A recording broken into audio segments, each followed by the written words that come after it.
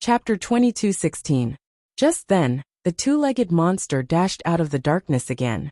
Kelly suddenly threw something. The two-legged monster opened its mouth and bit. The next moment, the two-legged monster's head exploded.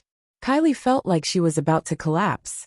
Evelyn was shocked and pleasantly surprised. She didn't expect Kelly to destroy the two-legged monster so easily. Even Kelly didn't expect it herself. Her unexpected attack had actually achieved an unexpected result. However, she only had one grenade. After all, it was not easy to bring this thing on the plane. Moreover, some of the ingredients were disguised with powder. This was Kelly's trump card. But it could only be used once. She didn't have a second powder. Evelyn, can you stand up? Evelyn was still in a state of panic. But at least she could stand up. She also knew that Kelly wouldn't give in to her. If she lost her ability to move, Kelly would abandon her at the first opportunity. Because they were both killers. They knew each other's attitude and habits. Just then, Kelly suddenly moved and dashed into the depths of the forest.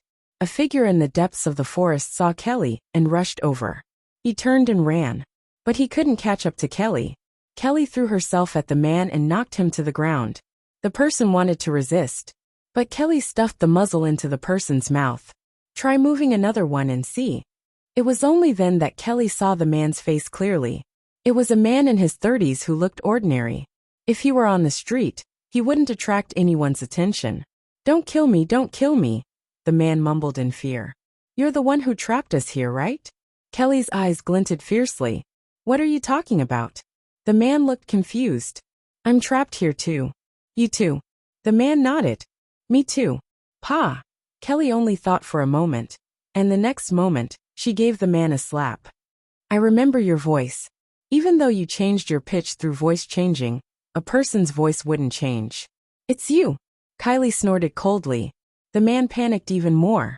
He didn't expect that the woman he saw as his prey and toy would actually take the initiative. Not only did they kill his pet, but they also took him hostage. If you kill me, you'll never be able to leave this place. The man no longer hid his intentions and threatened them directly. Kelly laughed. A threat from someone who was being held hostage was the funniest thing in the world. Bang! After a gunshot, Kelly shot through the man's left thigh. Ah! The man screamed and tried to cover his bleeding thigh. This shot also made Kelly understand that these special people were not completely invulnerable to firearms. She had been worried that everyone would be like Chen Zhao, to be able to stand up after having his head blown off. And still in perfect condition, she could just shoot herself in the head. I have plenty of ways to make you talk, and I have enough time, Kelly said calmly. What do you want? The man gave in directly. He had never been a warrior. Even in battles, he was used to hiding behind the scenes and using small tricks to obtain victory. So when the pain came, his sense of superiority toward ordinary people instantly disappeared. I want to know everything, Kelly said. Your goal, and whether my mission this time is a trap. Since you already know, why ask? The man tried to reply calmly. However, the pain in his thigh made it hard for him to calm down. I want to know more, Kelly said with a dark expression. You're the prey of those important people, and this is all a game to them. No one can treat me as prey. If they think this is a game, I'll make them pay, Kelly said decisively. At this moment, her heart was filled with endless anger. Huh? Do you really think that you can defeat those important people just because you beat me? That's enough, Kelly said coldly. I'm just a pawn. To put it bluntly, I'm just an errand boy. My ability is nothing before those important people. I'm an assassin. I have plenty of ways to kill someone. Kelly was also very confident in her abilities. This method might work against a normal spiritualist like me, the man said. But it's far from enough to deal with your targets. Tell me everything you know. Tell me first, how did you know I was here? The man said, unwilling to give up. Ha! Do you really think you're good at hiding? It seems that you've underestimated an assassin's senses. When we were on the road, I already sensed your existence, but I couldn't lock onto your location. I only confirmed your location when I saw that two-legged monster. Then, the man gave up and told them everything he knew. Kelly and Evelyn stood there, listening to the unfamiliar story quietly. It turned out that Chun Zhao was telling the truth. They were really prey. The situation was even more dangerous than she'd thought. Miss Kelly, let's go. Evelyn only wanted to escape. She didn't want to face those monsters. She didn't want to face the incomprehensible power. Escape? Do you think you can escape? You're all marked. You can't escape from this city.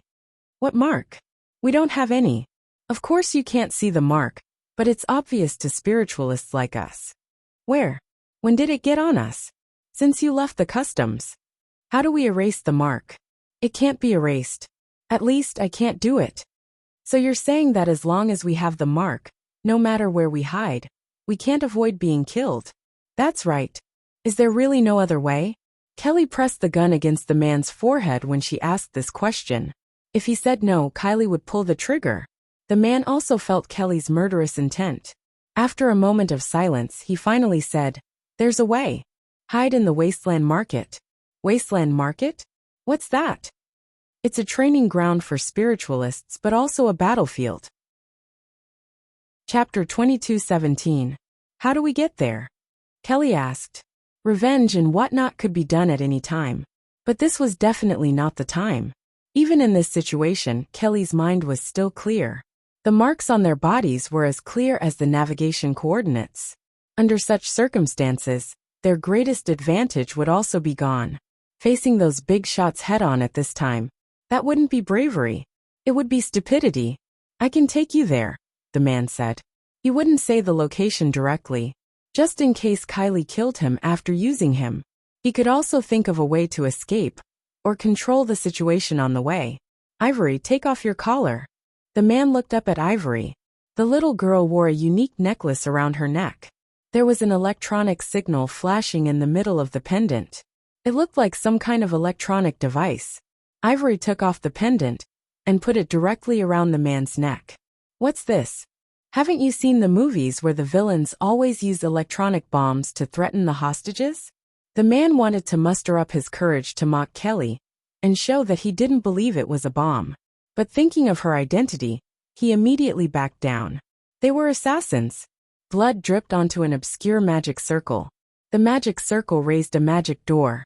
It wasn't Mato Shinji's first time encountering magic, but she was still surprised.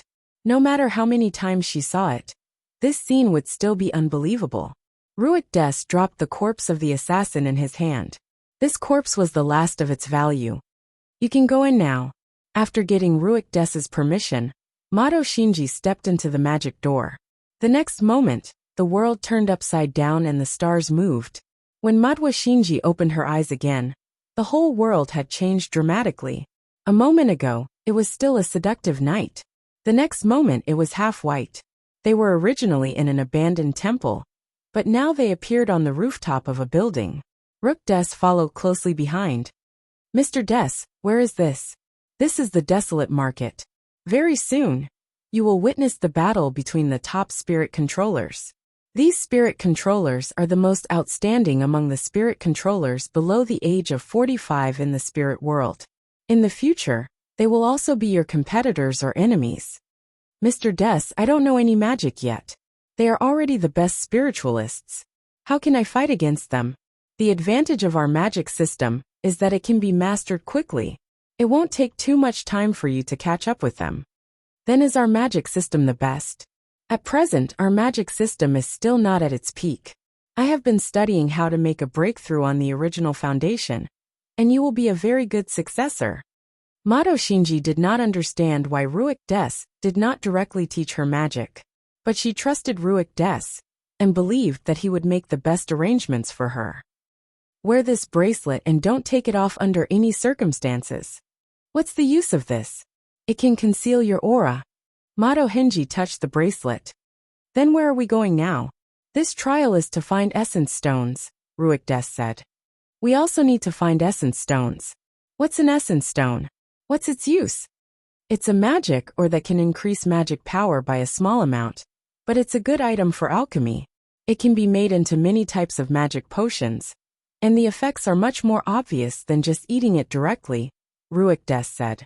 Ruik Deso said, "However, the organizers of this trial have only hidden 1,000 soul essence stones in this venue, And the number of spiritualists participating in this trial is astonishing. Far more than 1,000. Therefore, this place will soon become a battlefield, and everyone will become our enemy. Essence stones are rare, Bifla said. According to the market price, a standard essence stone is about $1 million. You said there are 1,000 essence stones here? In other words, soul essence stones worth at least $1 billion are placed here? Chen Zhao's eyes lit up. He seemed to be eager to try. Our perception is useless. If we were to be found so easily, then this trial would be meaningless. After all, among so many spiritualists, there are spiritualists with sharper perception than us. If we can find the spirit essence stone purely by relying on perception, then it won't be fair to the other participants. Bifla said, moreover, there are a large number of fake soul essence stones. This will be a long and difficult trial. Let's not ruin the fairness of this trial. The organizer let us in, Chen Zhao said, unconcerned. They should be prepared for us to break the rules. Bifla couldn't refute Chen Zhao's words. In fact, he agreed with Chen Zhao. They had come in as spectators, but at their level, unless they stood still and did nothing, they wouldn't be able to do anything. Otherwise, they would have to do something biased and go against the rules of the game. For example, would they just watch when their team fought someone else? Or do nothing? Actually, the organizer understood this too. But wasn't this also within the rules?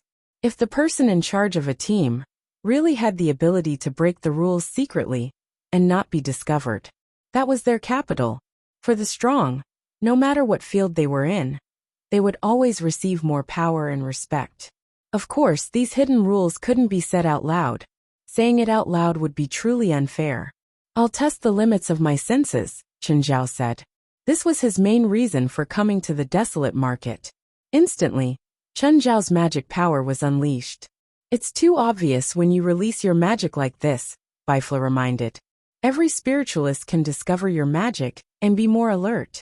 I'm still a bit green. Chen Zhao didn't retort. He'd released about 10 square kilometers. Within this range, 2 teams had already discovered his magic and caused a strong reaction. Chen Zhao started diluting his magic and spreading it out in an even thinner way. This sensing method has a wide range, but it takes some time to spread it out. Looks like it's not without its flaws. Isn't that obvious? Every spell has its own flaws and uniqueness. It all depends on how you use it. Don't tell me that you won't use your own domain now that you know the way I told you to sense things. Chapter 22:18. A giant with an extremely ugly face passed over their heads. The giant was too big. It was at least 30 meters tall. As a result, it didn't even see Chen Zhao and Bifla under its feet. The giant walked to the end of the path and turned back. But by then, Chen Zhao and Bifla had already turned into an alley. What kind of giant is it? It's an English monster, Bifla said. It's just created through cloning. Is it the work of some mad scientist? Actually, it's the work of an alchemist from the spiritual world. He's the creator of this trial, the world's top alchemist Wendy. Chen Zhao remembered that when Xian Li and the others had gone to search for the golden apple, they'd passed by Edinburgh and killed a giant. He remembered that Xian Li had talked about this later, and the giant they'd killed. It seemed to be only 4 or 5 meters tall, or maybe 6 or 7 meters tall. But the giant before them was at least 30 meters tall. It was like a moving building. English giants are this big? If it's just simple cloning, it clearly doesn't fit the title of the world's top alchemist, so he must have added some of his own ideas. Bigger. Chen Zhao rubbed his chin and looked at the giant that walked past them. Giant is just one of them. I've seen this before. It's not just a giant. Just then, a team appeared before them. The team was very uniform. They were all Asian, dressed in black suits and bald. The 10 bald men even had scars on their heads. They were 10 monks. They're from the same hometown as you. They're all from China. Chen Zhao could tell without Bifla saying it. Nevertheless, it was still a bit awkward for a group of monks to wear suits. But despite the awkwardness, they were really stylish. Do you know where they come from? Chen Zhao asked. Wutai Mountain. It's a famous sect in China. Chen Zhao studied the group of monks curiously. Every monk exuded a masculine aura. Their gazes were straight and determined. Coupled with their well-defined faces, they had a unique temperament. Senior brother Fajing, there's a demon ahead. It looks strong. This giant must be a guardian beast. According to the rules of the trial, there must be soul essence stones around it. This is the time when we need to subdue the demon. Fellow brothers and sisters, let me test the strength of this demon first. Fa Zheng, who was the leader, stepped forward and shouted. His body emitted a powerful Buddhist light. Tier 3 Vajra. The golden light around Fa Zheng's body turned into a Vajra and shot towards the giant. Before the giant could even turn around, the Vajra pierced into its back. Roar! The giant let out a wild roar and turned around abruptly. Feeling an unprecedented impact, Fan Zheng was sent flying dozens of meters away, before crashing heavily into a shop along the street. What a powerful demon! Is brother Fa Zheng all right? Wah! Just then Fa Zheng jumped up. I almost died. When the other apprentice brothers saw that Fa Zheng was safe and sound, they also felt relieved. Fortunately, senior brother cultivates the indestructible Vajra divine art. Fa Zheng jumped out of the rubble and wiped his face. This guy is so strong and his skin is so thick. I can't even break through his defense with my Tier 3 Vajra. Whoosh! Tier 3 Vajra. Bifla shook his head, looking very disdainful. What's wrong? Chen Zhao asked, confused. His technique is quite powerful. Buddhist techniques are divided into 9 tiers. The lower 3 tiers are the lowest, and can only be considered the basics. These monks must be the most outstanding disciples among the younger generation of Wutai Mountain, since they can participate in the Battle of the Holy Glory. Do you think they'll be chosen by the old monks, if they only have the basics of Buddhist techniques? That's why I shook my head. They underestimate the spiritual world too much. They clearly have more powerful techniques, but they still hide them. They think it's unbelievable that someone can block a Tier 3 technique. Don't you think they're arrogant? Even the basic divine ability cultivation methods have such dazzling power and light. Then, wouldn't the middle and upper 3 grades of divine ability cultivation methods be invincible in the world? I admit that the sound and light are dazzling, but if you want to talk about power, I can only say that you're ignorant. Bifla seized the chance to diss Chen Zhao. If you want to use us as a standard, then I can't do anything. Chen Zhao shrugged and looked back at the battlefield. Both Chen Zhao and Bifla were at the top of the spiritual world or close to it. At least in terms of power, the number of people who could defeat them could be counted with one's fingers. Thus, it was meaningless to compare them. Also, the excellence of a group of middle school students couldn't be compared to university professors. Although Bifla sounded disdainful, he still watched the battle of 10 bald men and 1 giant seriously. Chen Zhao also watched the battle with interest. This was his first time encountering a monk with real ability. Buddhism was a foreign religion. However, after thousands of years of development, it had become local in China. Chen Zhao didn't like it at all. If there was a rule he didn't like, it would be to cut off worldly desires. It was like after becoming a monk, your parents wouldn't be your parents anymore. In Chen Zhao's opinion, these so-called rules were too anti-human.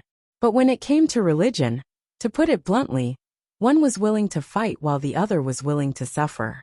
As long as it didn't affect others, no one had the right to say anything. Plus, Buddhism also had a positive side, such as leading people to do good. Compassion was the core religious concept of Buddhism. The 10 bald men were clearly weaker than the giant, but they were all unkillable cockroaches. No matter how the giant attacked them, they wouldn't lie down. They were like cockroaches in hot-blooded comics. When you can't kill me, I have 100 ways to kill you. They were the cockroaches of the spiritual world. No wonder the people of Mount Wutai sent them here. Bifla suddenly had a kind of belated realization. What's special about them? Chen Zhao asked. Their magic power and divine abilities are probably not the best in the spirit world. In fact, they might not even be the most outstanding in their own sections. However, each of them has cultivated a protective divine ability. It's no wonder that they would treat a 3rd-grade divine ability as a high-level offensive divine ability. I'm guessing that they've mastered a 3rd-grade or 4th-grade divine ability at most. But in Chen Zhao's eyes, their protective abilities looked about the same. All of them were shining gold and had a bald head. Chen Zhao couldn't tell who was who. Bookmark for easier reading. Chapter 22:19. This giant looks just big. There's nothing special about it.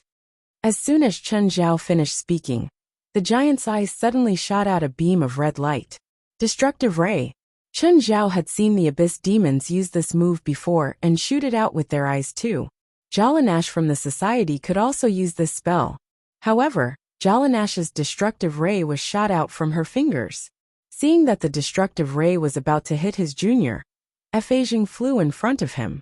Fei flew in front of his junior brother and shouted, "Vajra treasured Buddhist temple." The golden light around him seemed to have turned into liquid form, forming a golden wall. The golden wall was instantly shattered by the destructive ray. The violent impact sent Fei and his junior flying. Immediately after, the giant took another deep breath and suddenly burst forth. Boom, boom, boom.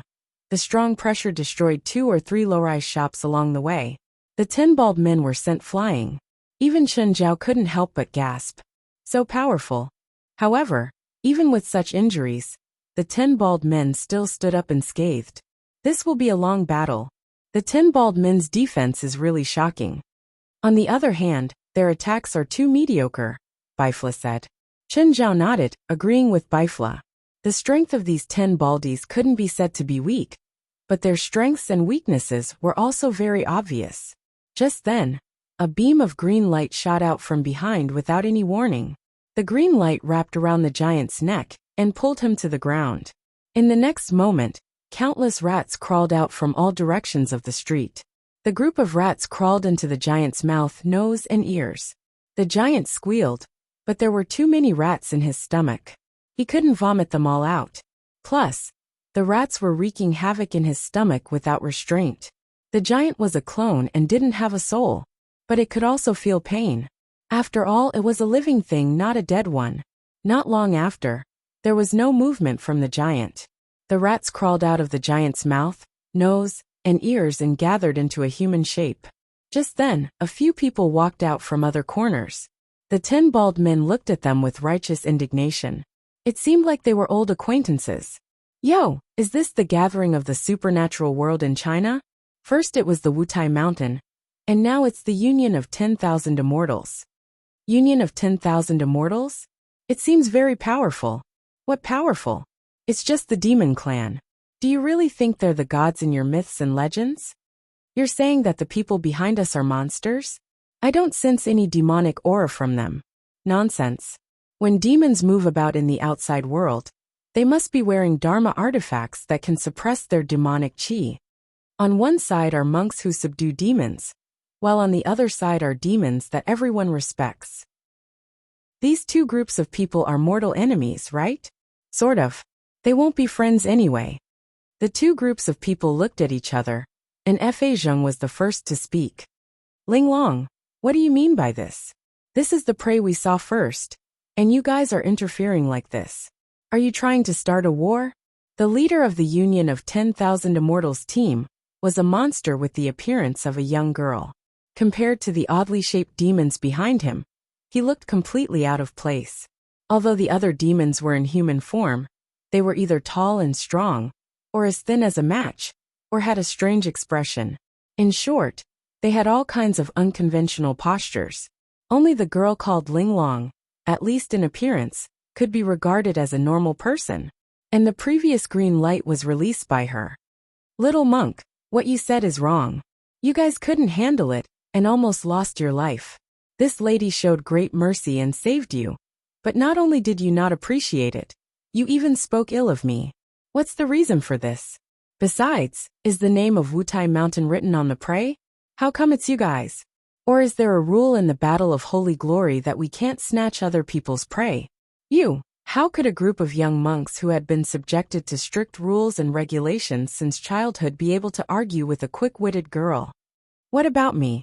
Am I wrong? Ling Long proudly looked at Fei. Senior brother, why bother arguing with this group of monsters? Eliminating evil and defending the Tao is what we Buddhist disciples should do. Yo, you can't reason with us, so you want to use force? Ling Long was not afraid of this group of Buddhist disciples. He a group of fools who only have flesh but no brains. If you fight with us now, no matter who wins or loses, at least half of you will die, and then you will be directly eliminated. Upon hearing Linglong's words, Fa Zheng also looked hesitant. Fa Zheng looked at the rat spirit, the shifty-eyed Wei Daheng. Wei Daheng was holding a piece of psychic jade in his hand. It was what he took out from the giant's belly. This piece of psychic jade was not their task item for this trial. However, this piece of psychic jade could guide them to the 3 pieces of soul essence stone. After all, the strength of this giant was extraordinary. That was why he carried such a high-value item with him. As long as they could get this piece of psychic jade, they could get 3 pieces of soul essence stone. We also have a share in this thing, Fa Zheng sonorously said. Otherwise today, even if both sides suffer, we will not let you have an easy time. The people from the Union of 10,000 Immortals also hesitated. They didn't want to fight with the bald donkey. They could be considered old acquaintances. It wasn't that they were weaker than the bald donkeys from Wutai Mountain. They were really difficult to deal with. Perhaps the bald donkeys couldn't beat them, but there was nothing they could do about their turtle shells. The bald donkeys' combat power was average, but their tortoise shells were really hard. Terrifyingly hard. They could fight with any team for an entire day. The second trial would only last 5 days. If they really fought, they would not be able to do anything for the next 24 hours. We can find 3 pieces of soul essence stone with this psychic jade. We can give you 1, but you have to work hard. No, we want 2. Monks should have nothing to do with worldly desires. You're so calculative. You don't look like monks at all. Chen Zhao and Bifla were still standing in the alley. What kind of monster is that little girl? What an old-fashioned tone. Don't tell me you're an old demon? She's definitely not as young as she looks, Bifla said. But she's not as old as you think either. She should be some kind of monster transformed from spiritual qi. So she's a divine beast. Not a divine beast, but higher than regular monsters. She's a spiritual beast. I think she's a water beetle. I want to catch her as a pet for my daughter. 9 Heavens Divine Emperor. Chapter 2220. I've heard of Baizé, but not the water bug. It's a poisonous monster that lives in the mountains and rivers. Are you sure you want to catch it for your daughter as a pet? Then forget it. Chen Zhao had heard that the water bug was poisonous. Considering the safety of his family, he gave up. Suddenly, Exquisite looked at the shadow where Chen Zhao and Bifla were standing. But there was nothing there apart from darkness. Exquisite didn't see anything.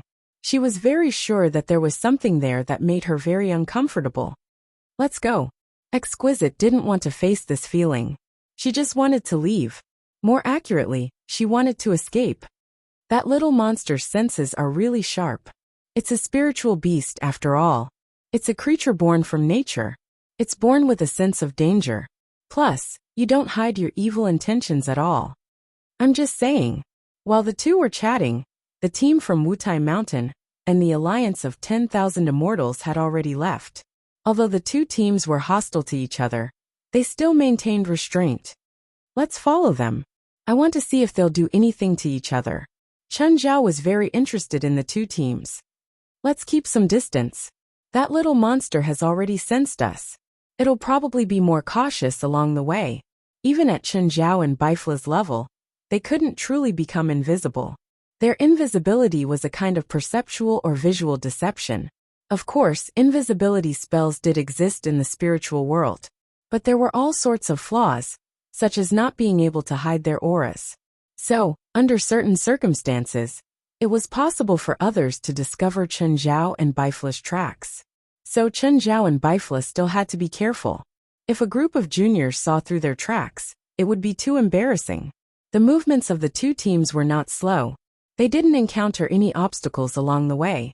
Chen Zhao and Bifla followed the two teams and arrived outside a tomb. There was a temple in front of the tomb. For now, Chen Zhao and Bifla didn't know which god the temple worshipped. Judging from the temple's style, it should be rather ancient. It didn't belong to Norse or Greek mythology. Bifla, can't you tell which god's temple this is? I don't know, but judging from the size of the tomb behind the temple, it should be an emperor from the Byzantine Empire. Bifla said. Of course, this is only a mirror image of the real world. This is not the real tomb of the Byzantine emperor. The two followed the two teams to the tomb. Chun Zhao and Bifla also saw the name on the tomb. Theodosius. You know this emperor? The Roman emperor of the 4th century was called Theodosius I. This place used to be the emperor of the Byzantine Empire, right? The Byzantine Empire was a name introduced by historians in the 17th century to distinguish the ancient Roman Empire from the Holy Roman Empire. At the end of the 4th century, Theodosius I divided the huge empire into two and gave it to his two sons to rule. The two empires were divided into the Eastern Roman Empire and the Western Roman Empire. The Eastern Roman Empire was later known as the Byzantine Empire. So this tomb is the original ruler of the Eastern and Western Roman Empires. First of all, your statement is not accurate. The Roman Empire was not founded by him. It was just divided by him. Secondly, the name Theodosius was not uncommon in ancient Rome. Even today, there are still several aristocrats in the population and system. So for the time being, it is impossible to confirm that this mausoleum is the mausoleum of Theodosius I. Moreover, Theodosius' mausoleum has already been discovered. The ancient emperors of China all like to have many tombs. Maybe the tomb that the public thinks is fake. That makes sense. But neither you nor I are historians, so whether it's true or not means nothing to us. However, when Chun Zhao and Bifla followed them into the tomb, they realized that there was a strong rotten smell. There seems to be something unclean here. Isn't that normal? Since they found this place, it means that they're here for something. The locations of the soul stones in the entire wasteland market are all decided by Wendy. It's not strange that he'd hide something here. The underground space of this mausoleum is huge. Is this Theodosius I trying to create an underworld dynasty like the first emperor of ancient China? Let's not talk about whether Theodosius I knew about the first emperor. The underground maze was designed and built according to the direction of a magic array. What kind of magic array is this? How would I know? Aren't you called God's messenger? There's actually something you don't know. I'm a messenger, not a god. I'm not omniscient and omnipotent. As the two spoke, the stone bricks on the ground began to be lifted up one by one. The rotten knights in armor stood up one by one. Their armor couldn't completely resist the corrosion of time. It became extremely rotten. The parts that were exposed were dark blue spiritual bodies. Wow, I'm so scared. Little Baldy, hurry up and clean these things up. Tinkle pretended to be frightened, but she looked at Fa Zheng with a smile. Don't you know how to do it yourself? Fa Zheng said unhappily. These are all Einherjar knights. They were people of great merit when they were alive. Their souls willingly stayed here after death to show their loyalty. If we do anything, they won't be able to reincarnate. Are you sure you want us to do it? What were Einherjar knights? They had noble and firm willpower. Moreover, they had to be willing to become Einherjar knights. Although they were dead, they didn't disappear. Instead, they would remain in this world forever. Until the day their armor was completely eroded by time, their souls would truly return to the heavens. Fa Zheng's face darkened. These Einherjar knights weren't bad people from any perspective. Therefore, only they were suitable to help these Einherjar knights break free from their armor and be enlightened. Of course, Fa Zheng and the others didn't rely on chanting scriptures. They relied on their golden fists. Although there were many Einherjar knights in the passageway, their strength was just passable. They couldn't stop the two teams at all. They couldn't even stop a single person. Chapter 22-21. It wasn't a smooth journey, but the two teams didn't encounter too many obstacles. They quickly found a soul essence stone. Apart from the Einherjar knights along the way, there were no other dangers. Everyone was dazed. It ended just like that. Even Chun Zhao and Bifla were greatly disappointed. The intense battle and danger they'd anticipated didn't appear. They'd explored less than 1/10 of the entire underground palace. Isn't it too easy? The psychic jade guided us. Of course it's easy. Exquisite glanced at Fa Zheng and said matter-of-factly. If we didn't have the psychic jade, do you think we'd be able to find such a hidden place? But the Einherjar knights along the way aren't on the same level as that giant. That giant provided the psychic jade. Its value isn't even on the same level. Just then, the rat demon Wei Daheng said, "Exquisite, this underground palace is huge. There might be many good things hidden. Why don't we explore a bit more?" "This place doesn't give me a good feeling," Exquisite said. "There's danger here?" The other demons had great trust in Exquisite's senses. In fact, animal-type monsters all had very sharp senses. However, Exquisite was the sharpest one. "Actually, we've never gotten out of danger," Exquisite said. Hidden in the darkness, Chen Zhao and Bifla glanced at each other. This little monster's senses were so sharp? They'd already been very careful, but the little monster still sensed danger. "You mean someone's following us?" Fa Zheng asked in surprise. At the same time, he and his fellow disciples started looking around, trying to find the stalker. Suddenly Wei Daheng yelled, "Found it!" Chen Zhao and Bifla suddenly heard a mouse under their feet. The two looked down. A mouse had run under their feet without them knowing. Instantly, 20 people surrounded Chen Zhao and Bifla. Chen Zhao and Bifla glanced at each other and saw the helplessness in each other's eyes. They both had their own pride and arrogance, but they'd still underestimated each other's abilities. "What do we do now?" Chen Zhao asked. Chen Zhao didn't hide his question from the two teams. It was a blatant question. "Don't be too heavy-handed," Bifla said. "Me? You?" Bifla nodded. "Why me? Why didn't you do it?" "Because you're the one who exposed it," Bifla said matter-of-factly. "Fine." Chen Zhao was helpless.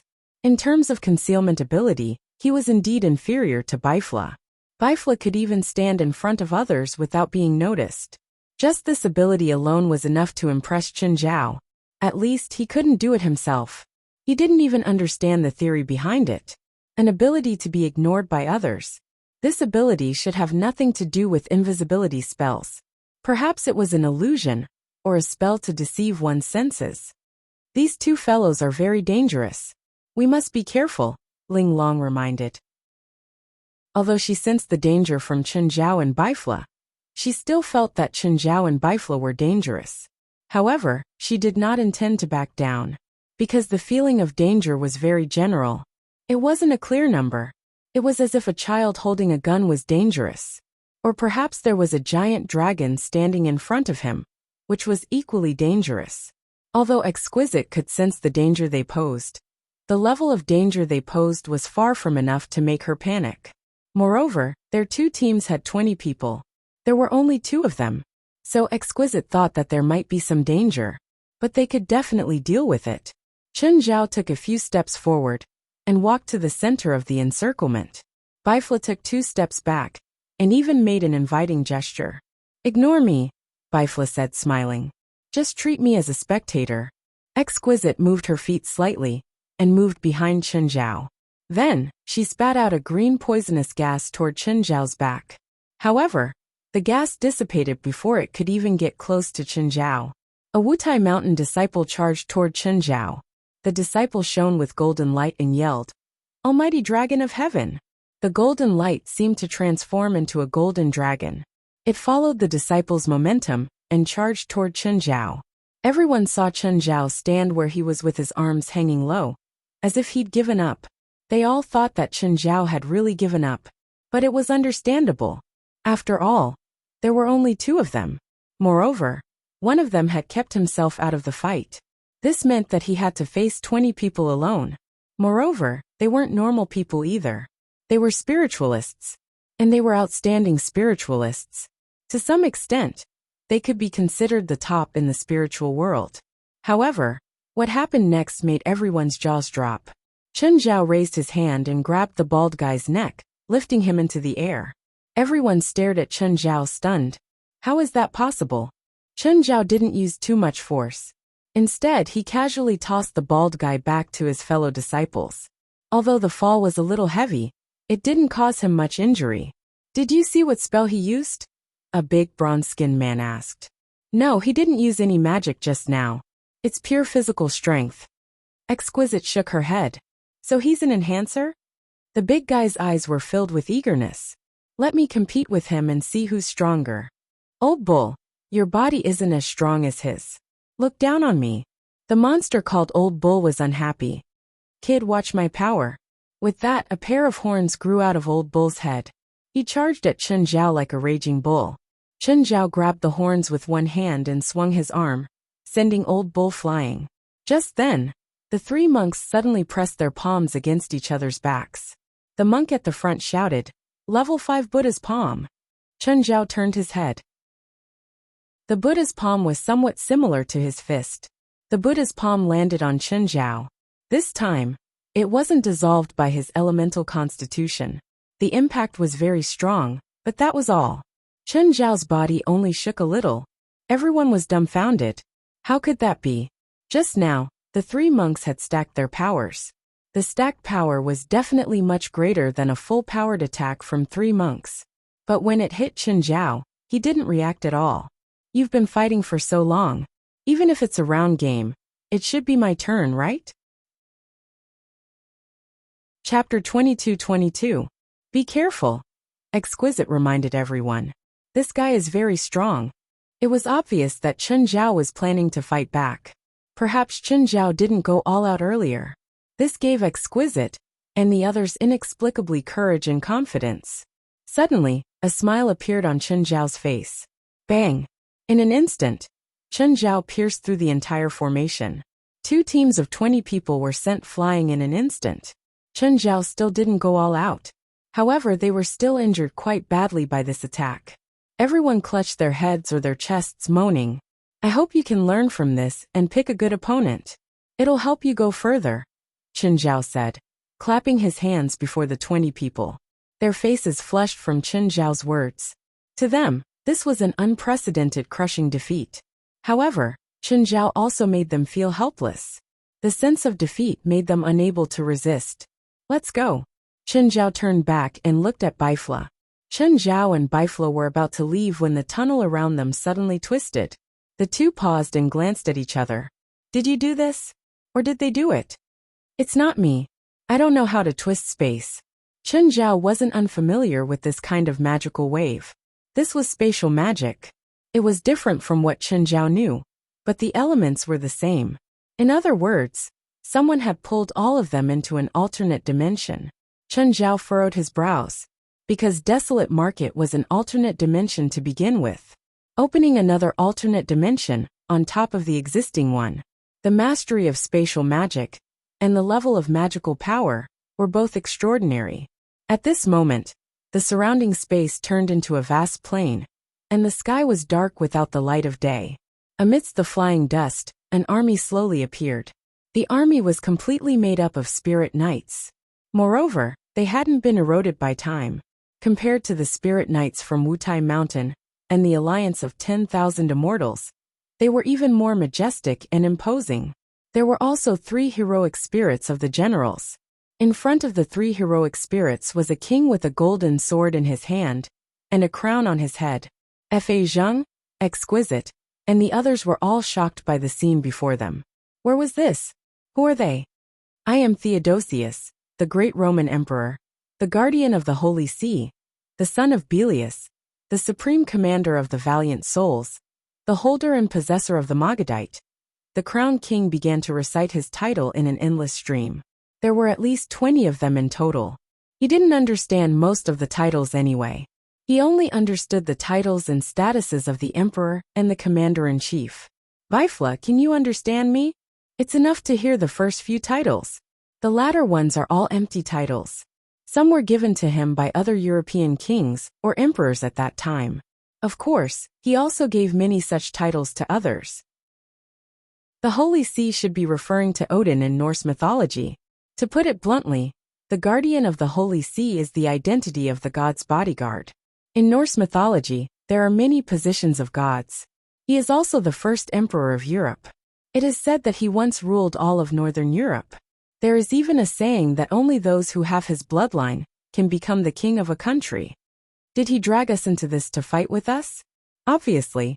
Bifla also shrugged helplessly. On the other side, Fa Zheng and Exquisite glanced at each other. What do we do? What else can we do? Fight, of course. Do you think we can negotiate with them? But, do you think we can beat so many spirit knights? Exquisite looked at the tens of thousands of Einherjars in front of her, and immediately felt despair. How? They couldn't win at all. It was an unsolvable situation. Kid, move aside, Chen Zhao said calmly.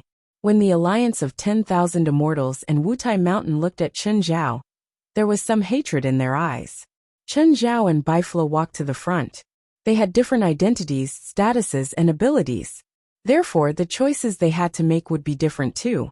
For example, the situation before them. In the Battle of Holy Glory, there would always be many unavoidable and unexpected situations.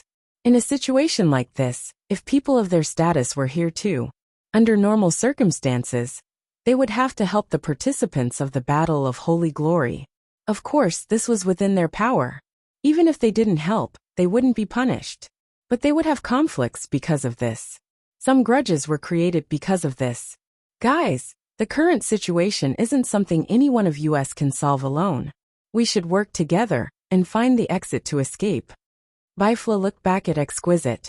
Do you know how long it will take to find the opening in such a huge space? Exquisite looked at Bifla, her face bright red. She was very unhappy with Bifla's tone and attitude. Bifla's condescending gaze was like he was treating her like a real child. You're strong, but we're not bad either. Really? Prove it to me. We don't need to prove anything. Anyway, if you want to leave, you'll need us. Bifla chuckled. You can't help at all. Fine, if you do it, we'll be fine. Bifla made an inviting gesture. Bifla's attitude made Exquisite a bit angry. She admitted that Chen Zhao and Bifla were both strong. Even though Bifla hadn't done anything, still he was on Chen Zhao's side. Being able to stand together meant that they were at least on the same level. Plus, Chen Zhao had attacked but he hadn't. So, he was naturally thought to be more powerful than Chen Zhao. Just then, Theodosius pointed his golden sword at Chen Zhao's group. A square formation of Einherjars stepped out. There were 200 of them. The Einherjars got into formation. Under Theodosius's command, the Einherjars charged at the group. Exquisite's expression changed drastically. Defend. She didn't need to say anything. Everyone knew the severity of the problem. The Einherjars were different from the scattered and decayed Einherjars from before. This heroic spirit knight phalanx was different from the scattered and decayed heroic spirit knights from before. The Einherjars were different from the scattered and decayed Einherjars from before. Moreover, the 200 Einherjars gathered together were like a huge spear that pierced towards everyone. Golden light exploded from Fa Zheng's body and he yelled, "Brothers, help me!" The other 9 monks pressed their palms against each other's back. In the end, they poured all their power into Fa Zheng's back. Chapter 22-23. Buddha's Palm. A gigantic Buddha avatar stood in front of the formation. It was 30 meters tall and shone with golden light. It lifted its right arm and slapped at the spirit knights. Hearing the name, Chen Zhao grinned. The name was a bit low. Bifla glanced at him. What's so special about the name? Nothing. Chen Zhao shook his head. But the Buddha's palm wasn't weak at all. In an instant, the vanguard of the Einherjar formation was smashed apart. 1/3 of the spirit knights were instantly destroyed. Then, the 10 monks ran out of magic power. If they were ordinary spirits, the number of killed would be 10 times higher. But the spirit knights weren't unclean spirits. They were created from the power of the holy element. Although it was a spiritual body, it had an extremely high resistance to the power of the saint type. Buddhist techniques and sacred light magic were 2 different systems, but their attributes were actually similar. Therefore, it was internationally recognized that Buddhist techniques were categorized as sacred. To the Einherjars, they were like fish in water, and the holy power was the water. How much water was needed to kill fish? So, the combined attack of the 10 monks from Wutai Mountain didn't achieve the effect they wanted. Of course, the loss of 1/3 of the Einherjar knights had disrupted their formation. The spirit knights reorganized their formation, and the formation shrank. But their morale wasn't affected. Instead, it rose. On the contrary, after the 10 monks used the Buddha's palm, both their magic power and aura started to drop uncontrollably. The difference in power between the 2 sides was too huge. They were falling behind in all aspects. Basically, techniques and tactics couldn't be used anymore. Just then, the alliance of 10,000 immortals led by Exquisite stood up. The alliance of 10,000 immortals and Wutai Mountain were enemies. But no one could stay out of this. So Exquisite gave the command. There were also 10 people working together. They stood in a straight line and used all their magic power at the same time, pushing forward, toppling mountains and overturning seas. Instantly, a huge sandstorm rose in the barren land. A huge face appeared in front of the sandstorm. Roaring, it charged toward Chen Zhao's army of spirit knights. But at this moment, the Einherjars suddenly sped up. Every Einherjar's body erupted with a golden radiance. The golden light fused into one and turned into a giant golden spear that rushed toward the sandstorm. Crash! In an instant, the sandstorm was pierced through. Both sides were still covered in darkness, but the center was shrouded in brilliant golden light. The 10 people of the Union of 10,000 Immortals spurted out a mouthful of blood at the same time. The golden spear was unstoppable as it shot towards the crowd. The people of the Union of 10,000 Immortals and Wutai Mountain were already desperate. The difference was too great. Neither Wutai Mountain nor the Union of 10,000 Immortals felt the hope of victory. Suddenly, a fist descended from the sky and landed in the middle of the heroic spirit knights. Bang! In an instant, the entire Einherjar Knight phalanx was obliterated by the fist. The people from the Alliance of 10,000 Immortals and Wutai Mountain all opened their mouths and turned to look at Chen Zhao, dumbfounded. When Chen Zhao attacked, they all saw it. But he subconsciously ignored Chen Zhao's actions. Until that shocking scene just now. Only then did they react. One punch, just one punch. The 100 or so Einherjar Knights were shattered just like that. Only then did everyone realize that Chen Zhao hadn't used his true strength when he'd fought them before. I told you to step back. Bifla strolled over and stood next to Chen Zhao. Theodosius was enraged when he saw how easily his army was destroyed. Even though they were hundreds of meters apart, they could hear Theodosius's roar. A general in black armor charged toward them on horseback. When the general reached the center of the battlefield, he shouted, "Who will fight me?" The general gave off an unsettling aura. It wasn't evil, but it made people's hearts palpitate. That black-armored general is giving me a very bad feeling. Exquisite's face flickered. That black armor is made of black profound gold. Fa Zheng's expression was solemn. It is said to be able to survive doomsday magic, and it also has unparalleled physical defense. The entire armor is made of black profound gold? Then what's the point of fighting? Even if all of us go up, we might not be able to break that turtle shell. What was doomsday magic? Simply put, it was world-destroying magic. Although there had never been such magic in the modern world. In the spiritual world, there had been theories about doomsday magic. A sage had once claimed that if the conditions allowed, there was a chance to use doomsday magic. Black profound gold was also known to be absolutely resistant to magic. No magic could corrode it or destroy it. Even world-destroying magic couldn't destroy the barrier made of black profound gold. Therefore, the appearance of the black-armored general made everyone despair. Even the top group of people in the spiritual world couldn't break through the armor made of black profound gold. Not to mention them. Bifla glanced at the general. He'd planned to attack. But when he saw the general, he took a step back. "I'm not good at this kind of enemy. You go." "Oh, you're giving up just like that." "He's not worth me fighting," Bifla said stubbornly. The general was indeed very troublesome for Bifla. Bifla couldn't be defeated by such a small monster. But he had to use at least 80% of his power to defeat the general. He, Ningke, would rather face 1,000 spirit knights than face the black-armored general. Fine. Chen Zhao walked up. The black-armored general rode his horse and charged at Chen Zhao. As he sped up, the general's aura grew stronger and stronger. Even the ground under everyone's feet started shaking. That general must have been a powerful enhancer spiritualist when he was alive. After his death, his body was specially treated, making him even scarier. No alchemy spells could be used on black profound gold. Therefore, black profound gold wasn't a magical metal, but enhancers, especially strength-type spiritualists, could unleash its full power. When a strengthening-type spiritualist wore this black profound gold armor, they were practically invincible. At least, spiritualists of the two teams' level couldn't fight against such an enemy. Moreover, They couldn't think of anyone who could break through the black profound gold armor. Chapter 22-24. Facing the overwhelming aura, Chen Zhao also focused.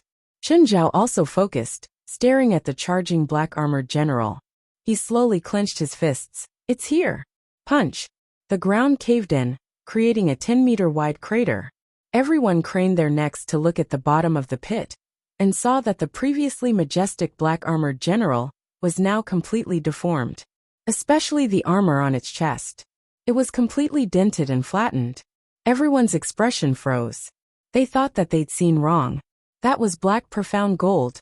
Black profound gold wasn't completely indestructible. But it couldn't be created by humans. Someone had once tried to change the shape of black profound gold with a forging machine. But it ended in failure. Right now the only way to forge black profound gold was to melt it first, and then shape it. At room temperature, black profound gold was almost indestructible. However, Chen Zhao's attack had overturned their understanding. They couldn't imagine how powerful Chen Zhao's punch was. He'd destroyed the general's spiritual body, and the black profound gold in one blow. Chen Zhao clapped his hands and returned to Bifla's side. You're next. Sure. At this time, Theodosius was already furious. He kept cursing, and at the same time, he ordered his army to hold the line. Tens of thousands of Einherjars marched toward the crowd with determined steps. Other than Theodosius, the other two generals also charged over. Bifla stood where he was, watching the two generals who weren't inferior to the black-armored general charge toward him. Bifla still didn't react. He crossed his arms and calmly welcomed the strong enemies. Exquisite, isn't he going to fight back? Is he just going to wait for death? Exquisite didn't answer Forensic's question. She just stared at Bifla's back. Chen Zhao had already robbed so much. She believed that Bifla wouldn't be any weaker. However, Bifla had been very low-key so far.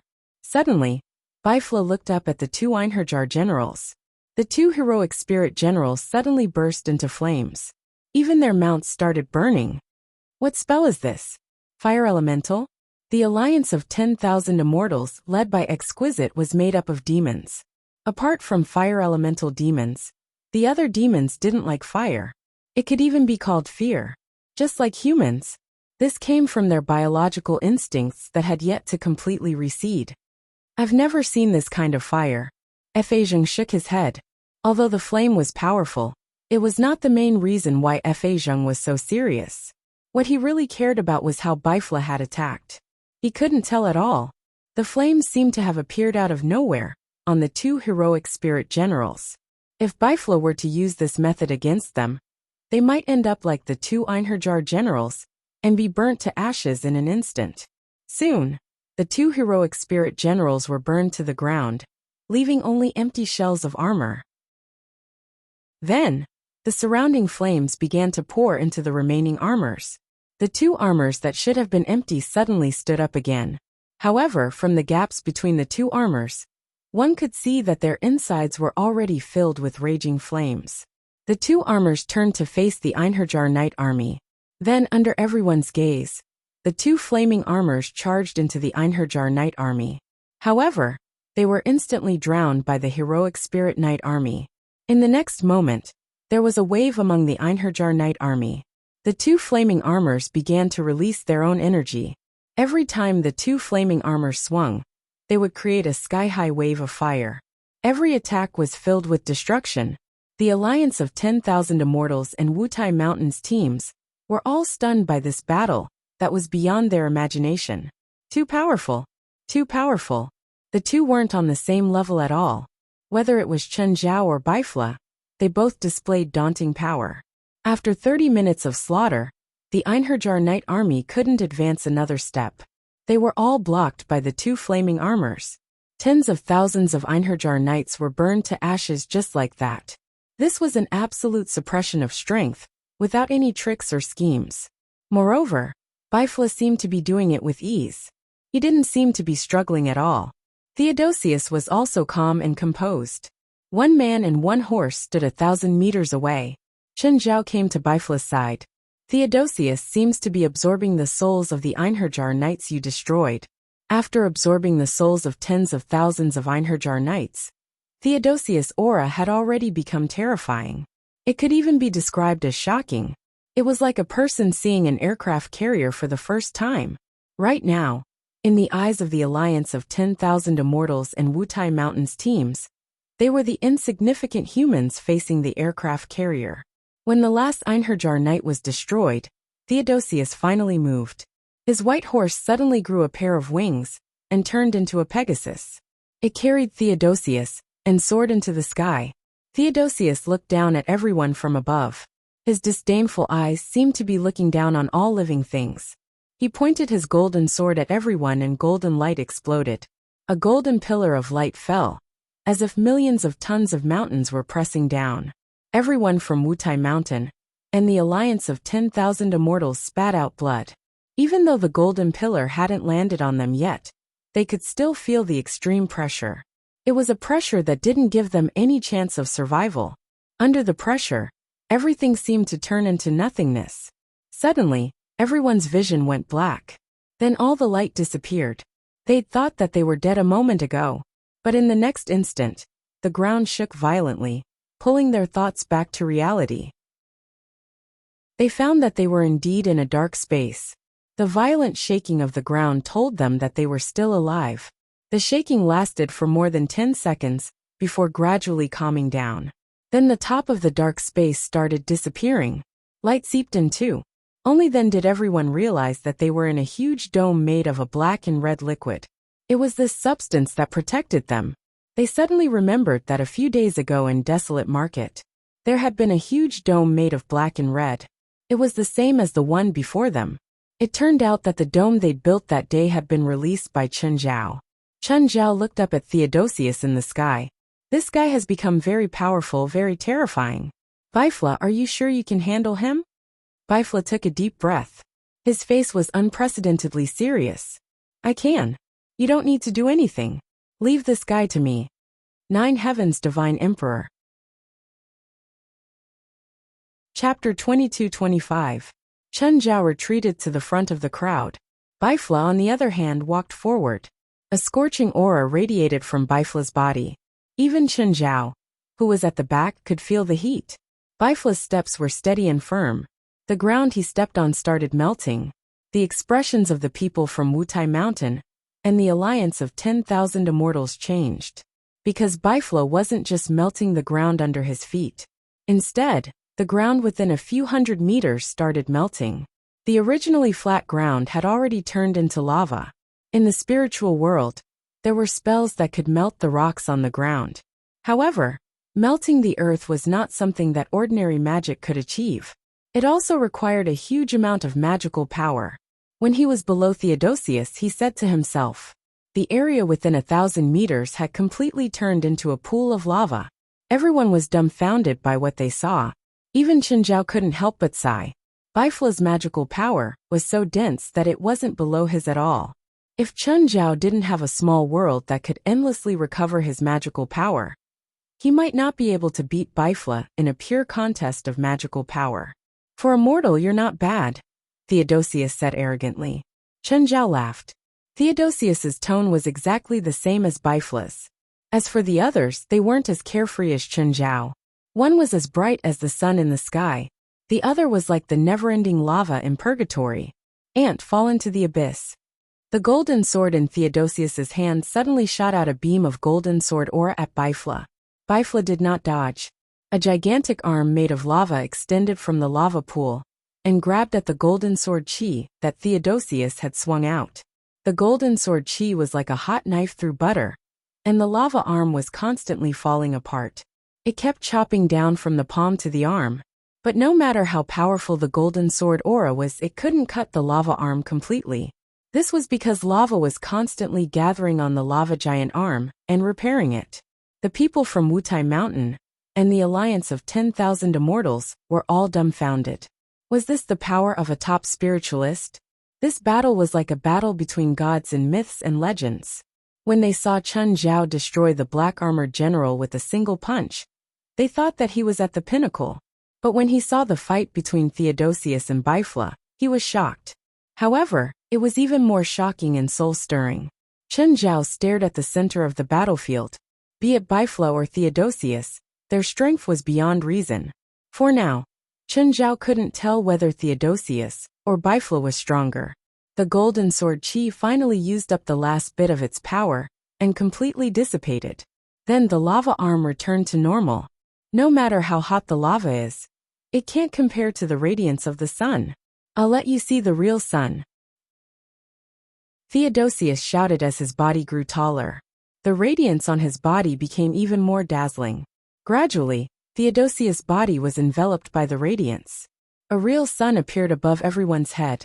That extremely brilliant radiance, and that violent heat, made it impossible for anyone to look directly at it. Jalanash also knew a similar spell. She used fire magic to form a small sun. But that kind of small sun couldn't be compared to the sun that Theodosius had turned into. Jalanash's small sun was at most a super explosive fireball. But Chen Zhao could feel the destructive power and aura from the sun that Theodosius had turned into. Even if you're the sun, I'll pull you into the abyss. Bifla raised his arms high. Many lava arms rose from the lava pool. Each of the giant lava arms was holding a chain that was scorched red by the lava. The arms suddenly threw out the chains. All the chains wrapped around the small sun. They tied the small sun up directly. The scorching heat of the small sun still couldn't melt the chains. Bifla grabbed the air as if he'd grabbed something. He started pulling down with all his might. The lava arms also began to pull downwards. Theodosius, who'd turned into the small sun, also felt that Bifla was difficult to deal with. He immediately changed his strategy. Since he couldn't melt the chains, he'd just shatter them. An unparalleled impact suddenly exploded from the small sun. Like a star exploding, it spread out in all directions. In an instant, everyone felt the world shake. Of course, there was also an extremely dazzling light. All the chains were shattered in an instant. Mortal, don't you understand? There's a qualitative difference between you and me. You're not a god, so you don't have the right to call me a mortal. Bifla's expression was cold. The two of them stared at each other from afar. Although Theodosius's words were light. Although Theodosius had said it casually, his gaze had already explained everything. He saw Bifla as his greatest enemy, not the mortal and ant that he'd mentioned. Sir, who will win? Tinkle asked carefully. I don't know. I can't tell. Chen Zhao wasn't trying to avoid it. He really couldn't tell. Chen Zhao's ability had always been ahead of his level. Chen Zhao was stronger than both of them, but his eyes couldn't keep up. Of course, it was mainly because their abilities were beyond Chen Zhao's estimation. Even if Zhang Tianyi came, he wouldn't be able to calculate the exact result. After all, no matter if it was Bifla or Theodosius, they wouldn't reveal their trump cards before they encountered a true mortal enemy. You're not going to help him? He has a bad temper, Chen Zhao said calmly. If I help him, I'll be insulting him, so I can't insult him.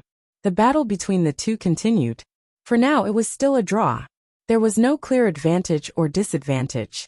However, watching the battle between the two was indeed a pleasure. The spells from both sides were extremely dazzling, and the visual and psychological impact came wave after wave. Bifla, if you keep fighting like this, all our plans will be ruined. Shouldn't you be more serious? Chen Zhao's words didn't catch Bifla's attention, but Theodosius was annoyed. Chen Zhao was clearly saying that Bifla hadn't been serious before. Mortal, do you want to die faster? Chen Zhao shrugged. No. Bifla snorted. I'm your opponent now. Theodosius retracted his gaze and looked at Bifla. Maybe that mortal is right. I should be more serious too. You really should be more serious. Bifla's expression turned even colder. The magma pool beneath his feet boiled even more violently. Theodosius arched an eyebrow. He raised his golden sword, and a huge golden magic array appeared in the sky. Looks like you want to decide with one move. That's good too. I'm getting impatient too. Chapter 22-26. Theodosius raised his golden sword high. Magic power filled the sky. Dazzling stars appeared in the golden magic formation. One after another, stars emerged from the golden magic array and approached the ground. Gradually, everyone could see the stars clearly. More accurately, it was a group of knights riding Pegasi. The Pegasi knights charged toward the ground with spears in their hands. At this moment, another huge arm reached out from the lava. The arm sent the Pegasi knights flying one by one. Theodosius sneered at Bifla. "Don't you have any other moves?" "It's the same move again." Bifla raised his arms and clenched his fists. "Do you want to see a new move? I'll fulfill your wish." With that, the lava pool boiled even more violently. A lava giant stood up from the lava. The lava giant was hundreds of feet tall, and it had countless arms on its upper body. All the arms of this lava giant were on its back. The lava giant waved its countless arms, and the Pegasi knights fell like rain. However, there were some Pegasus riders that passed by the lava giant and directly attacked it. To the lava giant, the Pegasi knights were annoying mosquitoes. But these mosquitoes weren't easy to deal with, even if the lava giant had countless arms. Moreover, their spears could also deal damage to the lava giants. Plus, there were quite a lot of mosquitoes. Of course, the number of mosquitoes was indeed decreasing. With the lava pool's replenishment, the lava giant's damaged parts were quickly healed. But Bifla's magic wasn't limitless. He was trying his best to maintain the lava giant. But he'd already used up 70% of his magic. On the other hand, Theodosius still seemed to have plenty of magic. After all, he'd absorbed the souls of tens of thousands of spirit knights. Their souls and magic all belonged to Theodosius. Chen Zhao frowned. He didn't know if Bifla had any other trump cards. But if things continued like this, Bifla would definitely lose. Bifla seemed to sense Chen Zhao's intention. He suddenly looked back at Chen Zhao and shook his head. Chen Zhao only took one step forward, and Bifla already sensed his intention. Seeing his rejection, Chen Zhao could only take a step back. Bifla was now in a desperate situation. His magic power was already weak, but he still had no intention of retreating. Theodosius launched his final attack and pointed his golden sword at Bifla. Countless Pegasus knights also charged towards the lava giant. The lava giant's body was being peeled off. This duel fully illustrated the saying that ants could bite an elephant to death when there were enough of them. "You've lost. An ant will always be an ant." Theodosius looked down at Bifla from above. "Are you ready to face death?" Bifla panted heavily. It seemed that this battle had indeed forced him into a desperate situation. Suddenly Chen Zhao frowned. Bifla's aura suddenly became chaotic. What was going on? Could it be that he had gone berserk at such a critical moment? Chen Zhao stepped forward again, ignoring Bifla's attitude. If his life was in danger, Chen Zhao couldn't just stand by and watch. At this moment, Bifla's aura changed again. His aura was recovering at an astonishing speed. His hair and skin were turning red. There seemed to be lava flowing under his skin. Chen Zhao looked at Bifla in confusion. Suddenly, a familiar yet strange aura surged from Bifla's body. "Little world," Chen Zhao exclaimed. Bifla had broken through. He absorbed the lava into his body. The lava had become a part of him. The lava pool had also become the source of his power. In the past, he'd only created a lava pool. It was powerful, but there would be a time when it would be exhausted. Now the lava pool had become a part of him. He didn't need to deliberately create lava pools anymore. The lava pool would always be by his side and fuse into his blood. Bifla seemed to have expected all this. He wasn't surprised by his breakthrough. This time, he only raised an arm and opened it toward the sky. In an instant, a red cloud appeared even higher above the golden magic array. Flaming stones and lava began to fall from the red clouds. The first to be destroyed was the golden magic formation below. Then the Pegasus Knights, the team from Wutai Mountain, and the alliance of 10,000 immortals were all dumbfounded. The battle before them was like a battle between gods in the legends. Theodosius also had a shocked expression on his face.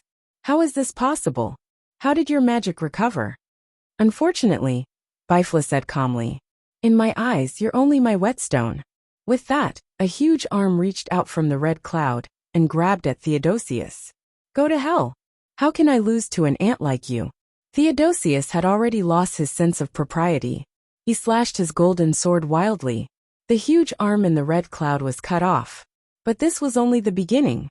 Another lava giant appeared in the red cloud. The lava giant pushed the red cloud aside and revealed its huge body. It was even more shocking than when it stood up in the lava pool.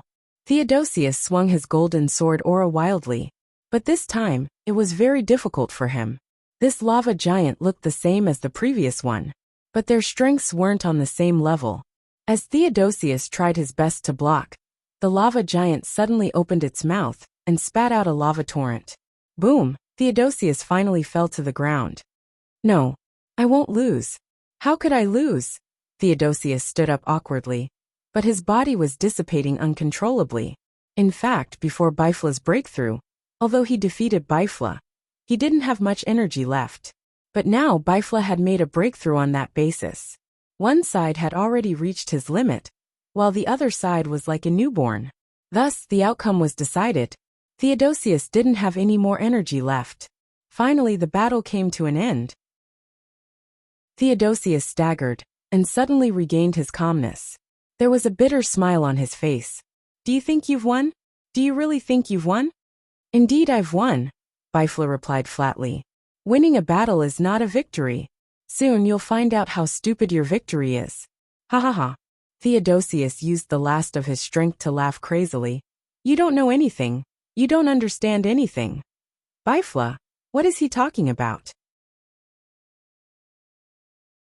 Chapter 22-27. I don't understand. Bifla shook his head. It's just a stranger's wailing. In reality, neither Chen Zhao nor Bifla felt any pity for them. If they pitied Theodosius, who would pity them if they lost? However, Theodosius's final madness was filled with wanton mockery, as if Bifla's victory was really laughable. The alternate space was collapsing. As Theodosius disappeared, the alternate space also turned into nothingness. They returned to the underground palace, under the tomb again. The people from Wutai Mountain, and the alliance of 10,000 immortals, all avoided Chen Zhao's and Bifla's gazes. Their gazes were filled with awe and fear.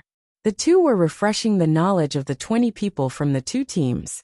They knew very well that even if they had 10 times more people, they couldn't defeat these two monster-level existences. In particular, the battle between Bifla and Theodosius made them feel that Bifla was like a figure from a legend. Bifla suddenly turned toward them. Everyone shuddered. Don't say anything that just happened, understand? Or else. Bifla's right palm suddenly turned into magma. Or else, you better think about your future. What's the point of threatening a bunch of kids? Chen Zhao rolled his eyes. You sound like you've never done something like this before. Bifla also rolled his eyes. Chen Zhao thought about it. It seemed to be a similar situation last time. He'd used the same tone to threaten the other teams. He didn't seem to have the right to criticize Bifla at all. Okay, don't mind the details. Let's go see the other teams. Chen Zhao immediately changed the topic. After leaving the underground palace, Chen Zhao asked, This tomb should be the real Theodosius tomb, right? Maybe. Bifla wasn't very sure either.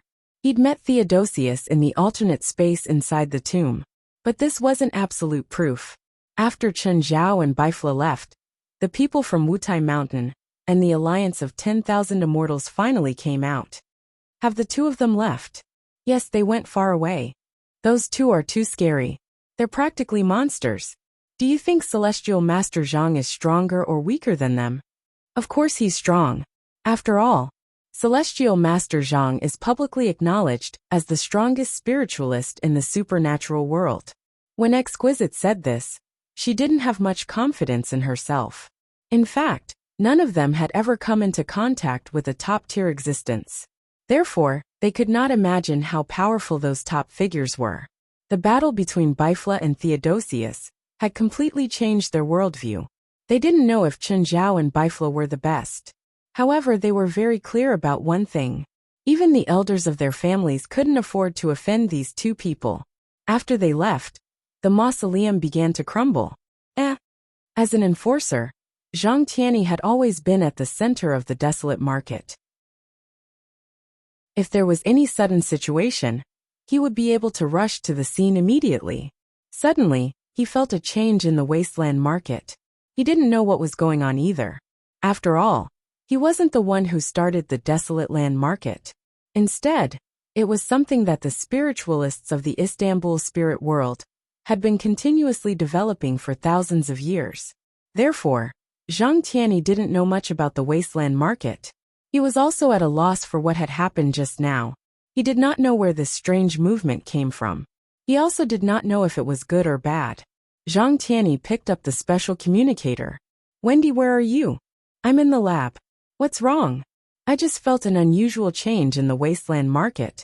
The spiritual qi in the air suddenly increased by around 20%, and it became more agitated. It's impossible.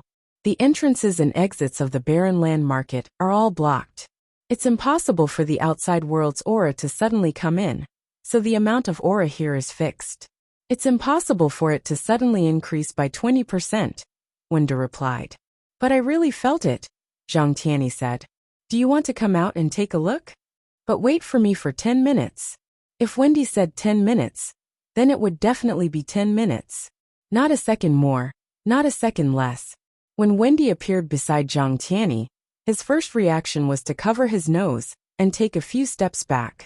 Wendy was publicly recognized as the top alchemist in the world. Like most alchemists, he didn't care about his appearance. Plus, he always had a strong smell on him. Zhang Tianyi made a hand seal. Spirit of heaven and earth, spirit beautiful sky bell. The seal fell on Wendy's body, and the smell on his body suddenly disappeared.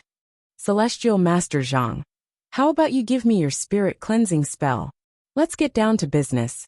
Zhang Tianyi glanced at Wendy and said impatiently. I'm not sensitive to the spiritual qi of heaven and earth, so I didn't notice it. It's fine as long as I noticed it, Zhang Tianyi said. Can you determine what's going on now?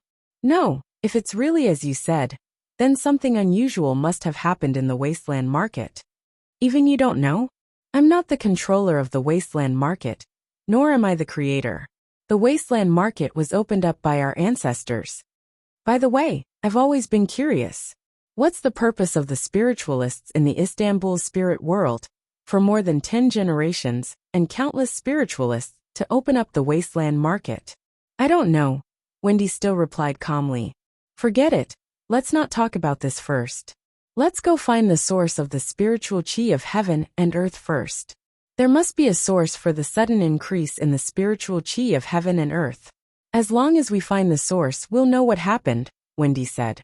You can't even feel the change in the spiritual qi of heaven and earth. Can you find the source? Zhang Tianyi said disdainfully. Of course I have my ways. Then it's up to you. Wendy took out a compass. Unlike the Wuxia compass, Wendy's compass had 6 pointers, and the symbols on it were very obscure. Wendy shook the compass, and the pointers began to spin wildly. It didn't take long for Wendy to get the answer. In the southeast 15 kilometers from here, there's an old king's mausoleum there, but it's a mirror mausoleum. There are some scattered and decayed spirit knights that are about to fly away. Are you sure it's there? You can lie to me, but my magic tools won't lie to me. Then let's go to that location and see what happened there. When they found the mausoleum, they found that the ground had collapsed. There was a deep pit in the ground, and the spiritual qi of heaven and earth was flourishing from this deep pit. Chapter 22-28. What's down there? Zhang Tianyi asked. It's supposed to be a mirror image of Theodosius I's mausoleum. Wenda's tone was also not very sure. Just a mirror image of the mausoleum? At least what I know is just a mirror image, Wenda said. Is there anything else? I don't know. Zhang Tianyi explored the surroundings. There were obvious signs of activity here. Did you arrange a soul stone here? Zhang Tianyi asked. Since there were signs of activity, it was very likely that the participants of the Holy Glory battle were attracted by the soul stone. Zhang Tianyi looked suspiciously at Wendy. Wendy rubbed his chin and replied. Some of the soul essence stones in the Wasteland Central Division were arranged by my disciple Nancy. I don't remember arranging any soul essence stones here. Is he in the wasteland now? Yes. Call him over, Zhang Tianyi said. Wenda took out his communicator. Ai Nancy, where are you now? Teacher. I'm in the central building, monitoring the overall situation. I'm in Theodosius I's mausoleum. Come to me. I have something to ask you. Okay teacher, please wait a moment, I'll be there soon. Zhang Tianyi and Wenda waited for a long time, but Ai Nancy did not come. It seems that your disciple has a serious procrastination problem, Zhang Tianyi said with a somewhat sarcastic tone. Even if AI Nancy did not have the speed of the two of them, it was impossible that 3 hours had passed. Unless he was unwilling to come, or something happened on the way. Wenda took out his communicator again, but this time there was no answer from the other end. Wenda's face suddenly became gloomy. No one liked to be stood up, and Wenda did not like it. I hope AI Nancy will give me a reasonable explanation later. Wenda and Zhang Tianyi returned to the central building. However, when Wenda returned to his laboratory, he found that his laboratory was completely destroyed. Many valuable materials could not be found, and all kinds of important instruments were destroyed, and AI Nancy was nowhere to be seen. AI Nancy? Wenda growled. His face was like a storm under the hot sun. Are you sure this was done by AI Nancy? Zhang Tianyi asked. You mean someone broke in here? You even kidnapped Nancy? Hehe. Of course it's him.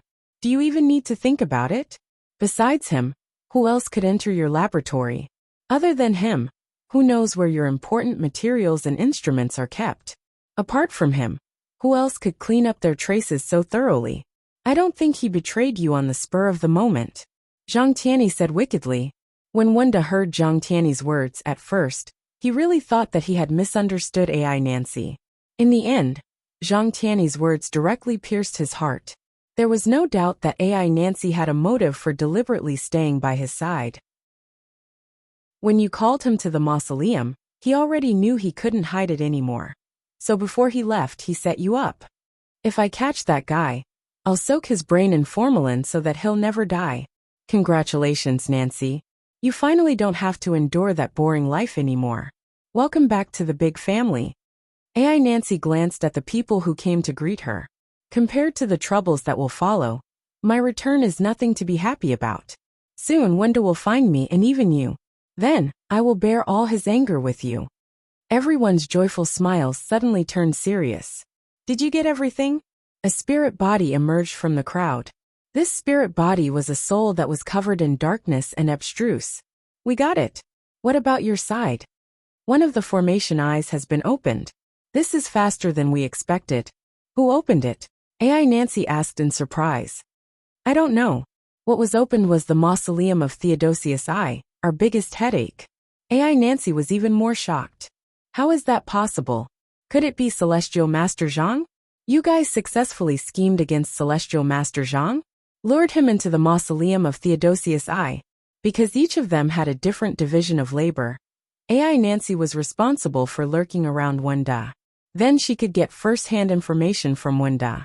Therefore, she didn't know the specific tasks and progress of her other companions. But at this moment, she suddenly heard that the hidden formation eye of Theodosius I's mausoleum had been destroyed.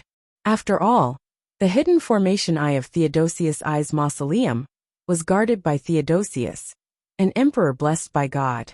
Unless it was one of the top existences in the spiritual world, it was almost impossible to defeat the guardian Theodosius. Now that she heard that the formation eye had been opened, the first person that AI Nancy thought of was Zhang Tianyi. Although their original plan was to trick Zhang Tianyi and let him inadvertently help open the formation eye. But at this moment, thinking of Zhang Tianyi's rage, that and an angry Wenda were two different things.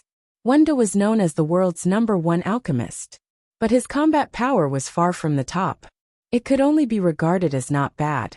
But Zhang Tianyi was different. He was even known in some areas as the human closest to God, or the only God that existed in the world. Even if Zhang Tianyi was not a real God, he also had his own believers and admirers. We didn't have time to arrange it. As a result, the formation eye was opened. We don't know the specific situation. AI Nancy pondered for a while. Although they were companions, they were still a little wary of each other. So she didn't completely trust her companion's words, especially in combination with the previous conversation between Wenda and her. It was revealed that Wenda and Zhang Tianyi already knew about Theodosius's mausoleum. So AI Nancy took it for granted that the formation eye hidden in the mausoleum was opened by Zhang Tianyi. Maybe Zhang Tianyi already knew about this. Facing Wenda alone was already very difficult for them. Now there was another person who was closest to God, AI Nancy suddenly felt like 10 mountains were pressing down on her heart, making it hard for her to breathe. If possible, AI Nancy hoped that she would never face Zhang Tianyi for the rest of her life. She had been Wenda's disciple for the past few years, so she also had some contact with Zhang Tianyi.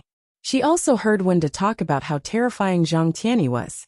Don't try to be enemies with Zhang Tianyi. That was a very despairing enemy. Even the 23rd generation Blood Mary of the same generation and the same level was a dim existence. Chapter 22-29. I suddenly feel a bit bored, Chen Zhao complained. After what happened in Theodosius I's tomb, of course I don't find the fights between these guys that exciting anymore. After all, the battle between the Holy Glory was intense, but everyone had some leeway. Therefore, it wouldn't be like the endless battle in Theodosius I's tomb. Chen Zhao would naturally find it boring too.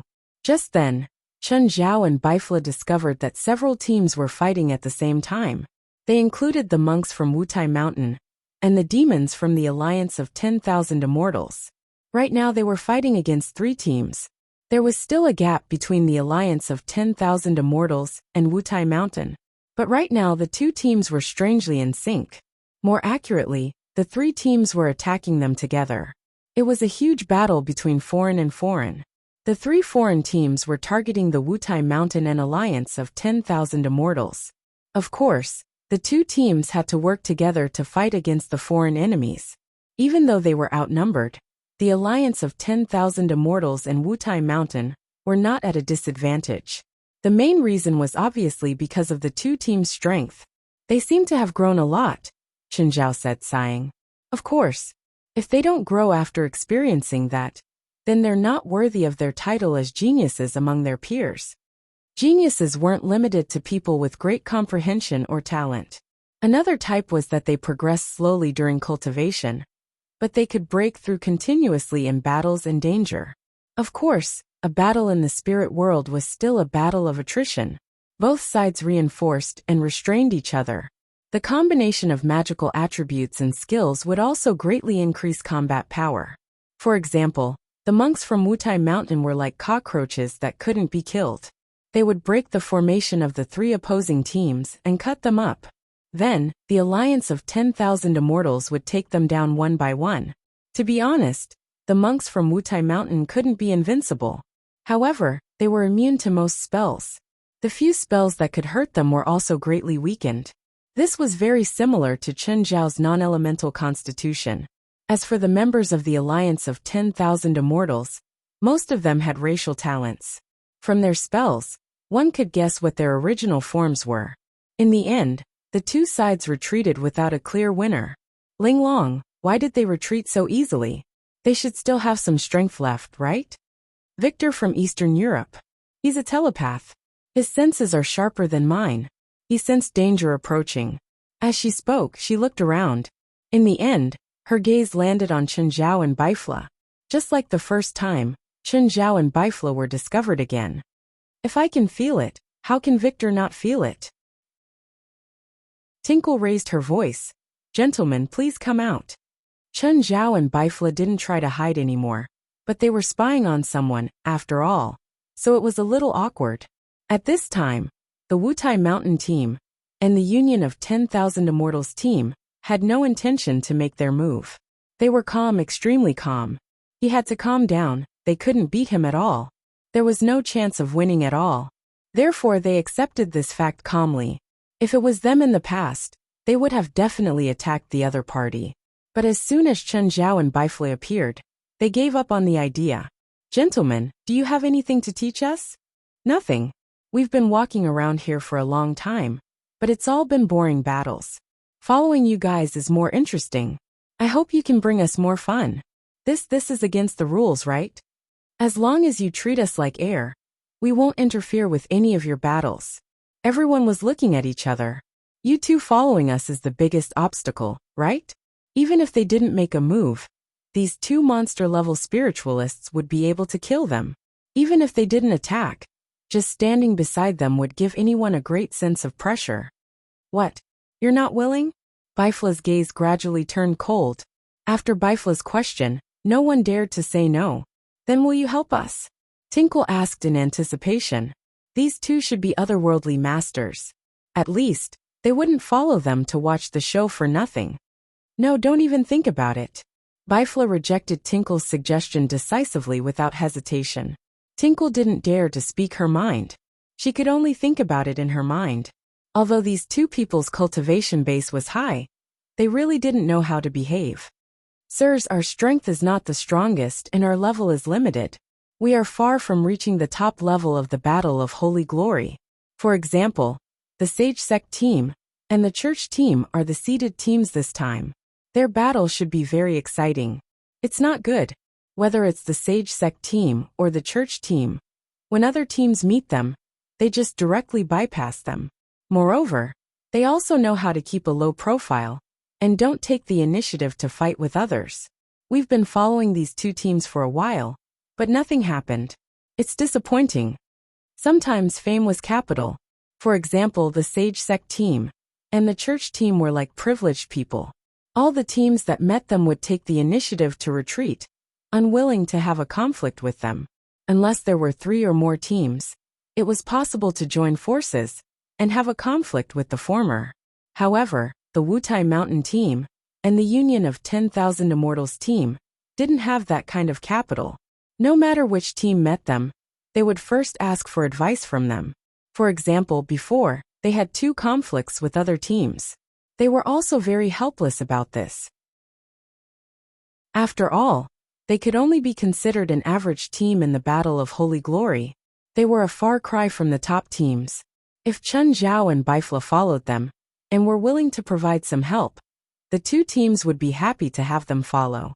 But Chun Zhao and Bifla only treated them like monkeys. They didn't plan to provide any help at all. We won't have any intense battles. Even if we do, it'll probably be very boring for you too. No, the psychic jade you got earlier might lead you to very special places.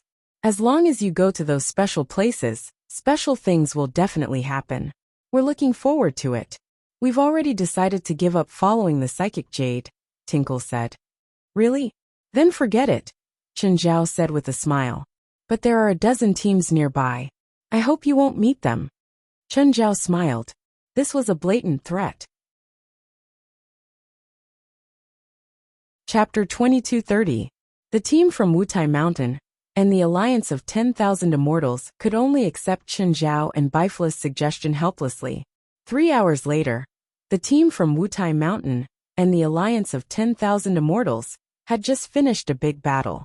There were still no casualties on either side, but both sides had used up a lot of magic power. From the corner of their eyes, they saw Chun Zhao and Bifla sitting on a pile of ruins. They said they were going to watch a show, so they really were. They had no intention of interfering. After the battle, Chun Zhao and Bifla appeared before them again. Looks like you've improved a lot. I can guarantee that if you met those 2 teams a day ago, you would definitely lose. In that case, we should be thanking you, Ling Long said in an annoyed tone. There's no need for that. However, all of you have fought quite a few battles along the way without any gains. If this continues, it will be very difficult to guarantee that all of you will advance. So, it's better to follow the Psychic Jade's guidance and head to the next location instead of engaging in meaningless battles with random people. Of course, Exquisite knew that this kind of battle was pointless. But the other teams had the same idea. They all wanted to try their luck on the other side. But like most teams, they didn't have absolute power. So this kind of battle often ended without any results. No one could gain any advantage from the other. But it would also waste energy and energy. Soul Essence stones were too hard to find.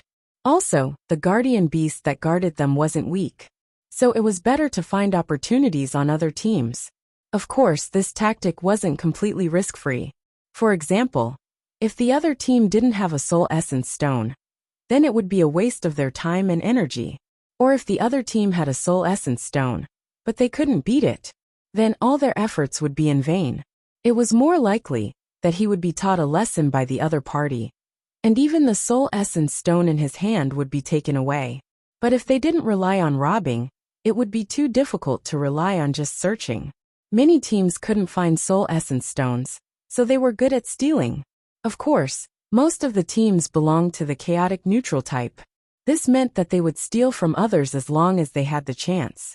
If they could find soul essence stones with their own team's ability, they would also work hard. The team from Wutai Mountain and the alliance of 10,000 immortals were chaotic neutral. As for the top teams, they were kind neutral. They didn't need to steal other people's soul essence stones. They had enough ability to find and obtain the soul essence stone. Moreover, no one dared to provoke them.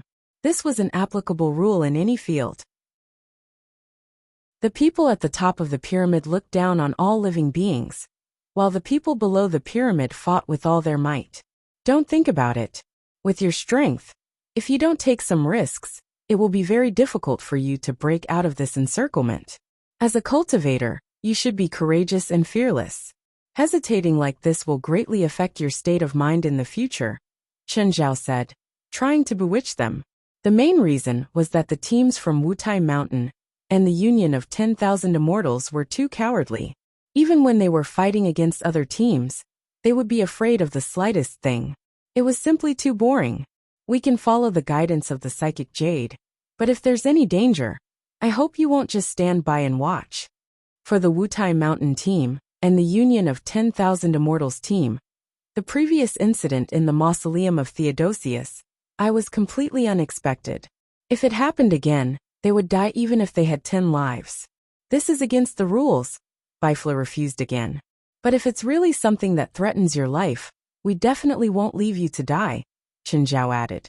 Actually, according to the previous incident, when Chen Zhao and Bifla interfered, the Wutai Mountain team and the Union of 10,000 Immortals team had already lost the right to participate. Nevertheless, as long as they weren't caught red-handed and both sides kept their mouths shut, no one would investigate further. On one hand, Exquisite didn't want to encounter something like that again. But if she didn't want to be eliminated, she had to take the risk. Exquisite took out the Psychic Jade. After injecting some magic into it, it floated up and led the way for them again. Chen Zhao and Bifla returned to the shadows.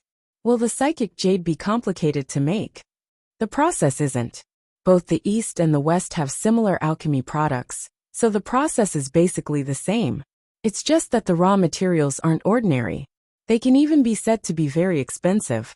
If it's converted to regular currency, it's probably over $100 million. Are the organizers this extravagant this time? Taking out such an expensive thing and throwing it on the street? I suspect that this Psychic Jade was placed there by the organizers. The first location that this Psychic Jade pointed to was Theodosius I's mausoleum. The danger and difficulty of that place is not something that these teams can handle. Are you saying that there are other people involved in this matter? Someone purposely used this Psychic Jade to confuse the participating teams and make them think that it was placed there by the organizers? If there's no accident, that should be the case. The organizers are too careless, right? Someone actually used this trial to do something like this. To do this, it's either Wendy, the main person who set up the Barren Lands market, or someone close to him. You already have a suspect. It's none of my business. Even if I have a suspect, I won't do anything. Why? Someone close to Wendy. He can't find the problem himself. It's an insult to him to have an outsider like me remind him. Chen Zhao thought for a moment and understood Bifla's concerns. There was no direct evidence for this either. If Bifla said it but didn't have evidence, he might even be bitten in the back because of this. So, when they weren't very close, of course, it was none of his business. Isn't that Ruik Des in front? Why is he here? Chen Zhao said in surprise. Chen Zhao noticed that there was a figure in the direction where the Wutai Mountain team and the alliance of 10,000 immortals were heading. It was none other than Ruik Des. Mato Shinji is here too. She's here? Where? How come I don't see her? Why can you see her but I can't? Ruik Des covered her aura and set up an illusion of her body. You can't see her.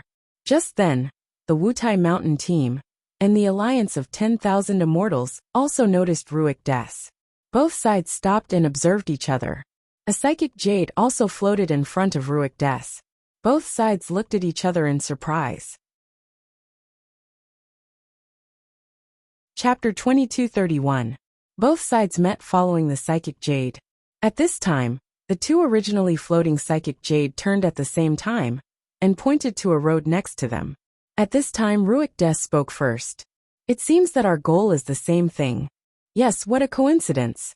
The Wutai Mountain team and the Union of 10,000 Immortals looked at Ruik Des with vigilance. Although Ruik Des was also vigilant, he was more confident in his own strength. He was not afraid of the Wutai Mountain team and the Union of 10,000 Immortals team. I advise you to give up. That is not something you can reach. Even if you are lucky enough to reach the end, I will not show any mercy to you. Do you want to fight? Exquisite's words had already made her attitude clear. If they wanted to get what the psychic jade pointed to, they could, but they had to first defeat them. Ruik Des snorted coldly.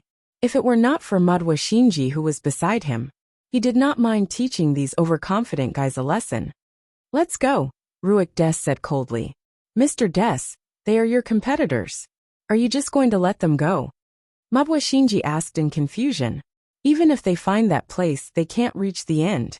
Although they are competitors, they are not a threat to me at all, so there is no need to waste magic on them. Bifla, I can understand hiding your breath. I can also understand hiding your body, but what I can't understand is why I can't see Madhwa Shinji and always subconsciously ignore her. When we first met, you used the same magic. What is going on? In fact, it's very simple. The evidence of a person's existence is other people's senses. As the saying goes, everyone lives in the eyes of others, and it is the existence of others that proves your existence. Of course, this kind of eyes does not only refer to the eyes, but also the senses, memories, and impressions. Whether it is me or Madhwa Shinji's magic, it is equivalent to releasing a wrong signal, making you mistakenly think that there is nothing there, and thus ignore her existence. Bifla said, "This is the art of deception. The person who first created this magic was a killer, and today, there are still many organizations in the shadows using this magic to murder. This kind of magic that people neglect is indeed impossible to guard against." Chen Zhao had to admit that if an assassin with this spell tried to ambush him, it would be hard for him to notice it immediately. Actually, there are still many flaws in this magic. Even if an assassin uses this magic to get close to you, as long as he makes a move, his murderous aura will definitely be exposed. It's like a piece of pure white paper. As long as it's stained with a little ink, it will be incomparably clear. The psychic jade brought Ruik Des and the two teams into a sewer entrance. The sewers of modern cities were almost like giant mazes. Without the guidance of the psychic jade, most people would probably starve to death here, without being able to find the exit. Fortunately, this was only a mirror image of Istanbul's sewer system, and there was no stinking sewage. 2 hours after the Wutai Mountain team and the Union of 10,000 Immortals team entered the maze, the group found a door that stood out in the sewers. It did not fit in with its surroundings, but it was embedded into the wall. The door looked very old, and the frame of the door was wrapped in metal. The door planks were made of some unknown plant, and there were exquisite runes engraved on them. Exquisite tried to pull the door, but she did not succeed. The group was about to use violence to open the door. If you want to die here, continue to use violence to open the door. Bifla appeared. Sir, is there a problem with this door? This door is called the Gate of Laws. Only by acting according to the rules set by this door can you open the true passage. If you try to use violence or disobey the rules to open this door, you will be taken to an unknown place by this door, or you will be killed directly. But what rules are there on this door? Does it have an artifact spirit? It's not an artifact spirit. The runes engraved on the door are the rules. What language are these runes? Ancient Babylonian. Ancient Babylonian? The race that tried to build a tower that reached the sky in the Bible, but it angered God and was destroyed? That's right. In the legends, ancient Babylonians once ruled the entire world. The other races also used ancient Babylonian. God sent down divine punishment and cut off the Babylonian tower. He exiled every race to the north and south of the world, making it impossible for them to communicate in the same language. From then on, ancient Babylonian lost its inheritance. Sir, Do you know what these runes mean? The skill of a thief, Bifla said. The loser will pay with a finger. What does that mean? Do any of you know the skill of a thief? The group looked at each other. Finally, Wei Daheng came out. What do I need to do? You know the skill of a thief? I used to be the leader of a group of thieves. Do you think I know the skill of a thief? Use your skill of a thief to open this door. Is it that simple? This is the first door. There are more and more dangerous rules behind it. Just use the skill of a thief to open the door? Yes. Wei Daheng took out a metal wire from his ear. Click. It didn't take long before they heard the crisp sound of the door being locked. The door was opened. When the group entered the door, the first door suddenly closed. At this moment, monsters drilled out from the ground. The strength of these monsters was very ordinary. They didn't bring any trouble to the group. The group turned here and there and found the second door. The shape and runes were the same as the first door. The group looked left and right, looking for Bifla. After all, apart from Bifla, no one else in the group knew about the ancient Babylonian mosquito. Sir, what does the second door represent? Bifla went forward and touched the door lightly. The rules on it say that the door will only open when the requirements are met. Linglong, it's too dangerous. We still don't know what's going on here. Rubik's Cube. Rubik's Cube? What does that mean? Chapter 2232. Everyone looked over and saw a pure black Rubik's Cube floating there. The 6 sides of this pure black Rubik's Cube were all the same color. What is this Rubik's Cube? How do we operate it? Just then Bifla fell silent again. On the other hand, Chen Zhao looked at the pure black cube with interest. He was also curious about how to operate it. Seeing that Bifla didn't speak, everyone looked at Chen Zhao. Don't look at me, Chen Zhao said helplessly. Seeing that Chen Zhao and Bifla couldn't help, or were purposely not helping, Exquisite couldn't help. They could only think of a solution themselves. Exquisite walked up and tried to send her mana into the cube. Sure enough, the moment Exquisite's magic power entered the magic cube, it began to spin. Immediately, many small magic arrays appeared around them. Magical beasts crawled out of the arrays. Without any communication, these beasts were clearly here on a mission to attack the intruders. However, they weren't strong, and there weren't many of them. The group easily wiped out the demonic beasts. Just then the cube spun again. The next moment, another magic array appeared. A large magical beast crawled out of it. This magical beast's strength was quite formidable. Everyone had a hard time. It took them half an hour. In the end, it was beaten down by everyone. Exquisite, what's going on? My guess is that if we send magic power into the magic cube, then the magic cube will rotate, according to the amount of magic power. Every time it rotates, a batch of demon beasts will appear.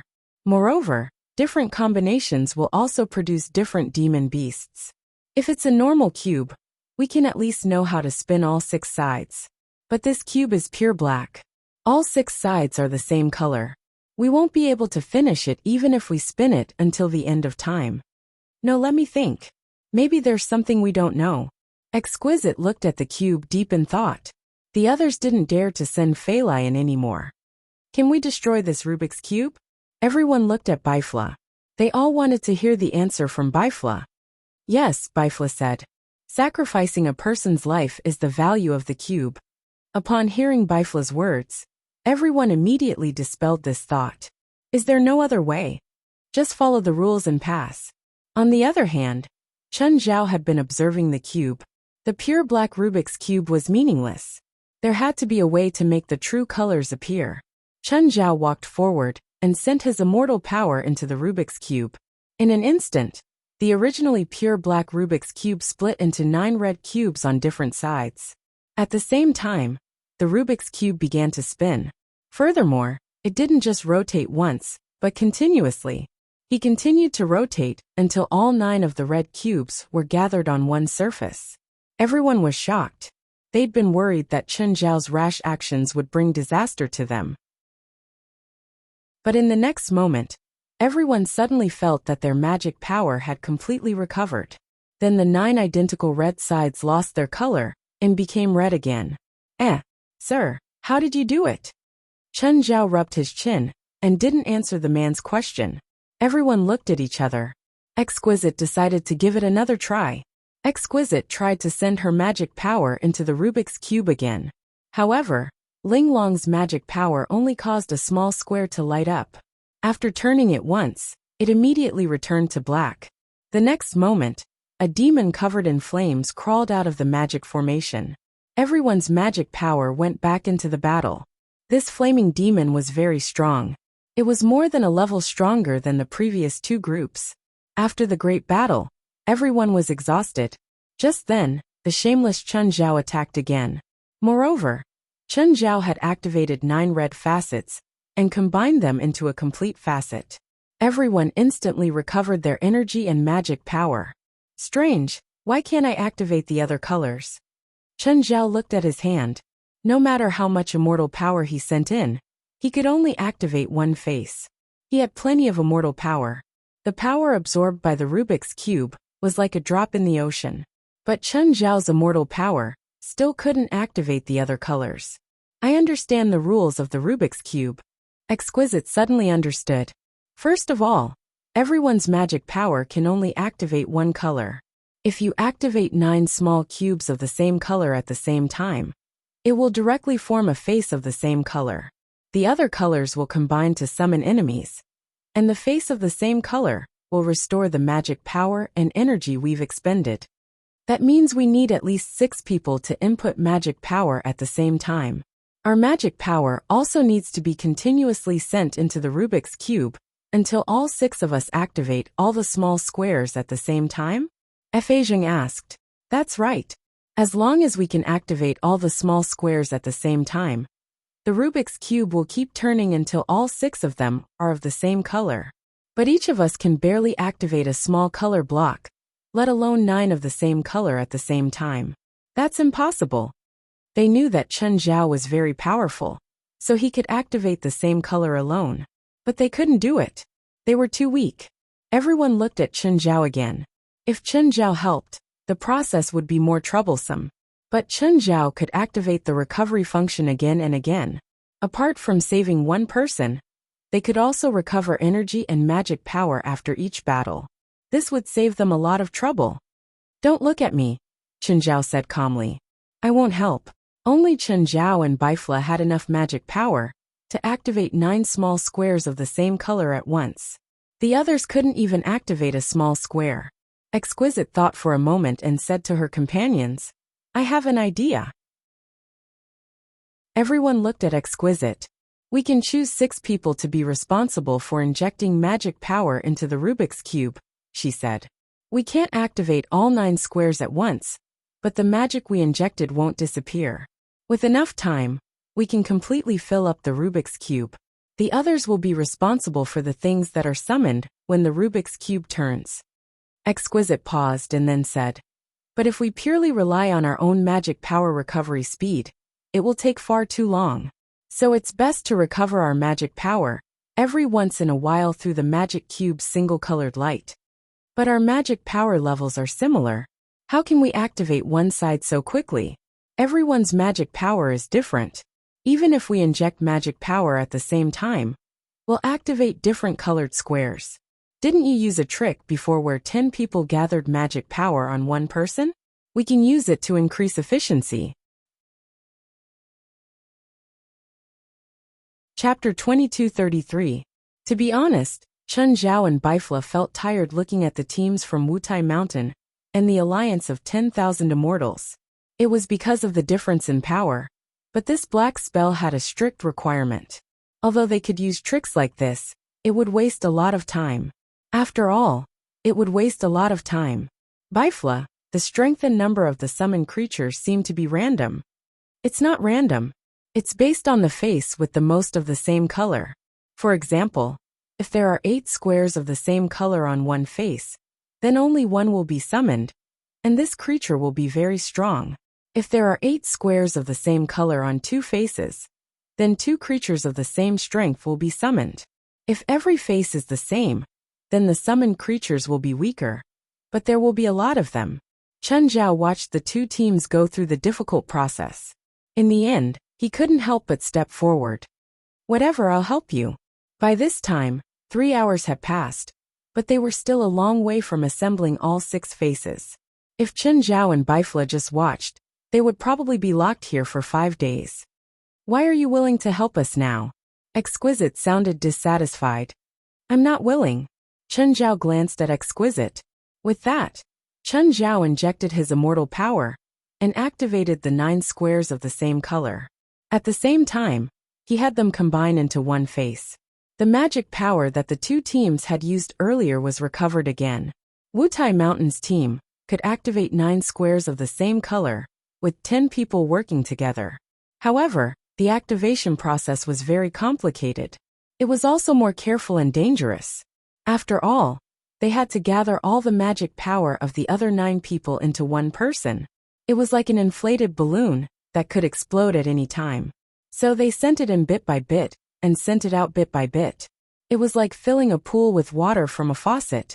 There was a process. It couldn't be filled directly. The time needed to activate the 9 squares was barely enough to meet the needs of the others. After a few battles, they could all be activated, and their magic power recovered. Chen Zhao was much more direct. As long as the 2 teams were willing, Chen Zhao could keep them at full magic power forever. This turned the situation from hell mode to simple mode. For spiritualists, as long as they had magic power, they wouldn't lose. So things became very simple. The process became very easy and smooth. When the 6 faces of the Rubik's Cube were completely activated, and the 6 faces of the same color rotated, the Rubik's Cube suddenly broke down into small cubes. These small cubes then reassembled into a 6-colored scepter. This 6-colored scepter was emitting a peculiar hue. The dazzling radiance of the scepter made anyone who saw it think it was a good item. Ling Long stretched out her hand to grab the scepter, but the scepter released a burst of multicolored light that shook her away. Everyone was stunned. Just as they were at a loss, the scepter moved on its own and came before Chen Zhao. Chen Zhao looked around. He was also shocked. Does this thing recognize me as its master? Chen Zhao reached out to hold the scepter. The scepter didn't reject him. This scepter's grade isn't very high, but it should have already developed a bit of intelligence. That's why it chose its master on its own. If you nurture it carefully, you might even be able to nurture a divine weapon. What the fuck is a godly artifact? Even if it's a godly artifact, it's useless. I've always used my fists to solve problems. Do I have to change to a long-range profession for this thing? I don't think that's appropriate. Chen Zhao looked at the scepter in his hand. How about you find someone else? I really don't need you here. Everyone was speechless. This scepter would be a priceless treasure no matter where it was. However, Chen Zhao's tone was full of disdain. After a spiritual weapon chooses its master, it won't betray him no matter what, Bifla said. They're simple and don't have complicated thoughts. Unless you're dead, it'll only recognize you as its master. Okay, I don't plan on dying for now. Chen Zhao weighed the scepter in his hand. They passed, right? What do we do now? As soon as he finished speaking, a 5-colored beam shot out of the scepter. The multicolored light fell on the opposite door. Then the door made a clicking sound, and the door opened. The team from Wutai Mountain and the alliance of 10,000 immortals really didn't want to continue. It was too tiring. This level wasn't something spiritualists of their level could handle. For example, without Chen Zhao's help, they would probably need to spend 20 to 30 times more time to pass the test. They couldn't make any mistakes either. If they did, they wouldn't just face failure. Their lives would be in danger. But now, Chen Zhao and Bifla wouldn't allow them to retreat. After another half an hour of travel, they saw a figure in the distance. Ruik Des and Mato Hinji were standing in front of the 3rd door. Ruik Des looked at the 2 teams coming from behind in shock. Chen Zhao and Bifla were at the back of the team and purposely hid, so Ruik didn't notice the 2 traitors. Ruik didn't think that these spiritualists, who were just kids in his eyes, could pass the 2nd door so quickly. He was still at the 3rd door, which made him feel awkward. He thought that the 20 people in the 2 teams definitely wouldn't be able to catch up to his speed. But reality slapped him hard in the face. You guys actually came, Ruik Des said, squinting. There was a hint of surprise and doubt in his voice.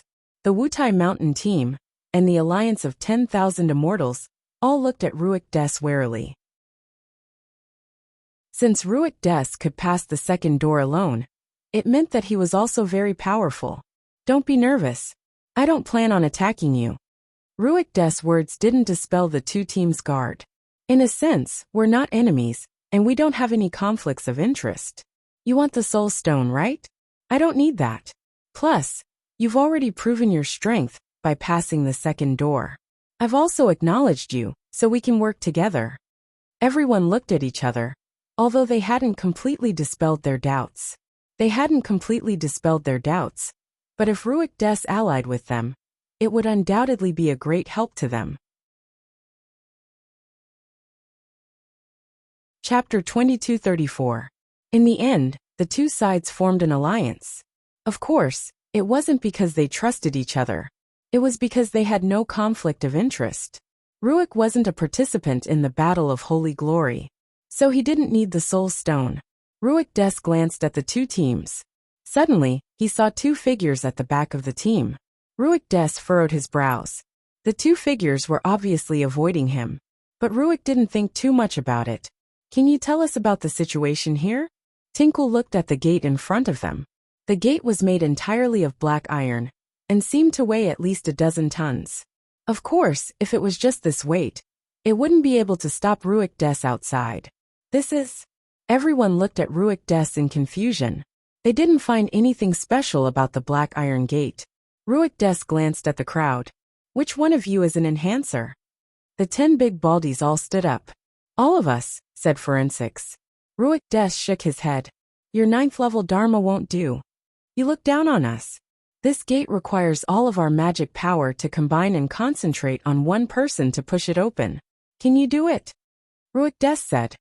I want a real enhancer, preferably a strength type. Not someone like you who has been enhanced by spells. Besides, your Dharma is still inclined to physique, and the strength bonus is pitifully low. The 10 monks immediately fell silent. Indeed, their spells were also enhancers, but they all had that kind of tortoise shell, and didn't stand out in terms of strength. I'll do it. Just then, a big guy in a vest came out of the crowd. You're a beast spirit? What breed? Easterners called them monsters. Westerners also had the concept of monsters, but they called beasts in human form beast spirits. Water buffalo, said the big guy in the vest. You can do it. Ruik Des nodded. The biggest problem for me at this level is that there's no strength enhancer at the front. Ruik Des was also helpless about this. Even if there was no one else, his magic power was enough. But he wasn't an enhancer. He could not convert his magic power into pure power. The black iron door in front of him wasn't just a board, but an entire square. A huge piece of iron that weighed more than 100 tons. Of course, even if he had enough magic power, he would not do it alone. Even if they were now in an alliance, he did not fully trust the Wutai Mountain team and the Union of 10,000 Immortals team. Pushing such a heavy piece of iron consumed a lot of his energy as well. Therefore, if it was not necessary, he would not sacrifice himself. We don't know that kind of spell that concentrates all of our magic power on one person, Ling Long said. It's fine. I can set up a mana-gathering magic array, Ruik Des said. Exquisite and Ruik Des were scheming to take advantage of him.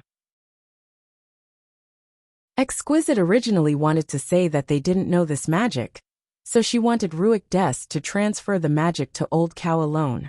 But Ruik was experienced, and he easily dispelled Exquisite's intentions. Soon, Ruik Des finished preparing the magic array. When everyone stepped onto the magic array, they cautiously probed it. The effect of this magic array was similar to the previous spell used by the Wutai Mountain team. However, there was still a big difference between the two. Moreover, as the eye of the array, the Old Cow was also different from the big baldy of Wutai Mountain. Everyone in the Wutai Mountain team knew the role and use of mana-gathering magic. They were also accustomed to each other's magical power. Plus, they had the same source of magical power, as well as their physique-strengthening method. With all these factors added up, they were able to use this spell freely. But Old Cow was different. As an ox demon, his physique was indeed stronger than that of other demons. However, the amount of external magical power that he could withstand was far lower.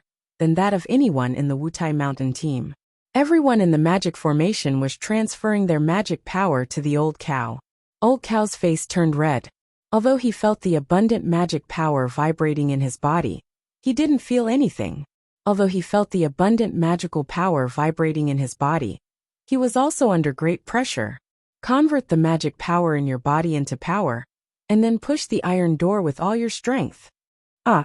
Old cow roared and pressed his palms against the black door. Not enough. Looks like we need to increase the magical power output, Ruik Des said. No. Old bull can't take any more magic power. This is his limit. Tinkle immediately interrupted Ruik Des's words. This isn't his limit, Ruik Des said. Also, if he doesn't work hard, none of us will be able to take another step forward. Miss Exquisite, I can do it. I can still do it, Old cow roared. Increase the magical power input. Exquisite's eyes flashed, but she didn't say anything in the end. Old cow had a stubborn temper. Ruik Des's words had agitated him. Rustle. Just then, the black iron door began to move backward. It's moving, it's moving. More power, hold on. Old cow's veins bulged, and his eyes widened. Suddenly, old cow's skin split open and blood spurted out. Then old cow collapsed to the ground. Everyone hurried forward to check on old cow's condition. His meridians are severely damaged, a pale demon said. Thankfully, his demon core isn't injured. Otherwise, he wouldn't even be able to maintain his human form. It's all your rotten idea. Exquisite looked at Ruik Des, her tone very displeased. You can't blame me for this. Besides, I contributed the most magical power, so you naturally have to contribute as well. We are only allies, not subordinates. You better understand the situation. Humph. Exquisite snorted lightly, and didn't say anything else. What do we do now? We've only pushed the door a little. It's far from meeting the requirements. Can't we destroy the door? This is obsidian. Although it's not as immune to magic as black profound gold, it still has extremely high magic resistance. When our magic lands on the obsidian, its power is reduced by 90%. Also, some magical metal has been added to the door, making the material even more indestructible. It's almost impossible to destroy the door through brute force. In any case, don't even think about letting old cow continue. He's already injured. I didn't say that he must go, but this obstacle still requires everyone's efforts.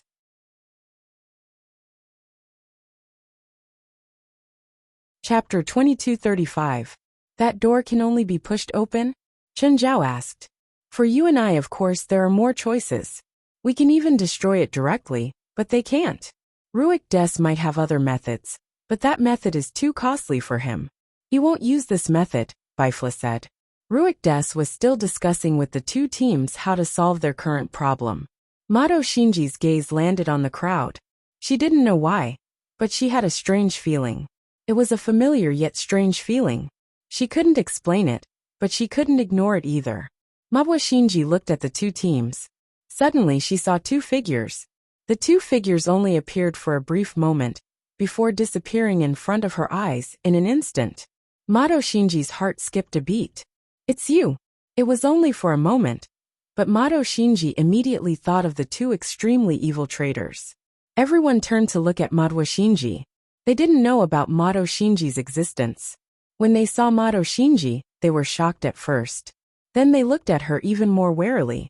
They didn't understand why there was suddenly another person. Mato, what's wrong? Ruik Des asked. At the same time, his voice indicated that Mato Shinji wasn't an enemy. Mr. Des, it's those two, Mato Shinji said. Mudwa Shinji said. Those two are in their team. No, to be precise, those two are part of their team. Those two people. Are you talking about the two guys who betrayed us back then? Yes, those two. Ruik Des didn't like Chen Zhao and Bifla either, because in his and Mato Shinji's eyes, Chen Zhao and Bifla were traitors. Ruik Des scanned the surroundings, but didn't see Chen Zhao and Bifla. But he believed in Mato Shinji's eyes. Come out, two traitors. I know you're here. There's no point in hiding anymore. Traitors. Chen Zhao and Bifla revealed themselves at the same time, and walked out of the crowd. Both Chen Zhao and Bifla couldn't accept the word traitor. The so-called traitors were those who were loyal to their original target, or those who went against their original promise. And neither of them felt that they had ever been loyal to Ruik Des. At best, they were just using each other. To be more precise, everything they did was for their own amusement. Therefore, they felt that since they had never pledged loyalty, how could there be any betrayal? Ruik Des was even less qualified to gain the loyalty of any one of them. Of course, Ruik Des did not think so. Mr. Ruik, why do you think we betrayed you? Chen Zhao had an unfriendly smile. Do you need me to explain the process of your betrayal again? Ruik said coldly. Everyone looked at Chen Zhao and Bifla curiously. Both of them used to work for Ruik Dales? Could it be that Ruik Des was stronger than both of them? From the beginning to the end, we have never done anything to let you down. To us, it was just a game. Even in the end, we did not take the initiative to deal with you. Furthermore, weren't you using us? We were just cooperating with you to put on a show. Hearing Chen Zhao's words, the team from Wutai Mountain and the alliance of 10,000 immortals were dazed. These two were not only terrifyingly powerful, they were also full of bad taste. Ruik Des was clearly the same as them. They were all hurt by their bad taste. No matter how you argue, you can't change your betrayal. Traitors must pay the price. Mr. Ruik, you can't beat any of us, Chen Zhao stated a fact. Although this fact wasn't all that pleasant, but Chen Zhao still had to say it. But this obviously unpleasant answer completely infuriated Ruik Des. You mean you're stronger than me? Without a doubt, Chen Zhao and Bifla answered at the same time. Suddenly, a few colorful potion bottles appeared in Ruik's drooping hands. Perhaps you should show some respect to your former master. The bottles exploded at the same time. A thick smoke mixed with magic spread in the air. Retreat! Tinkle exclaimed. This is magic burn. The colorful magic smoke was very famous. As long as one inhaled it, it would be like dropping a match into a barrel of gasoline. They would be instantly ignited. Everyone hurriedly retreated. They did not want their bodies to become a barrel of gasoline. But Chen Zhao and Bifla had no intention of dodging. Bifla's body was instantly ignited. Ruik Des was about to say a few harsh words in an arrogant manner, but he realized that Bifla, whose body was ignited, did not cry out in pain or struggle. It was as if nothing had happened. He just stood there calmly. Chen Zhao was even more exaggerated. Although he was covered in thick smoke, nothing happened. This kind of attack is meaningless. You better use direct attacks. Chen Zhao's words were frivolous but also very hurtful.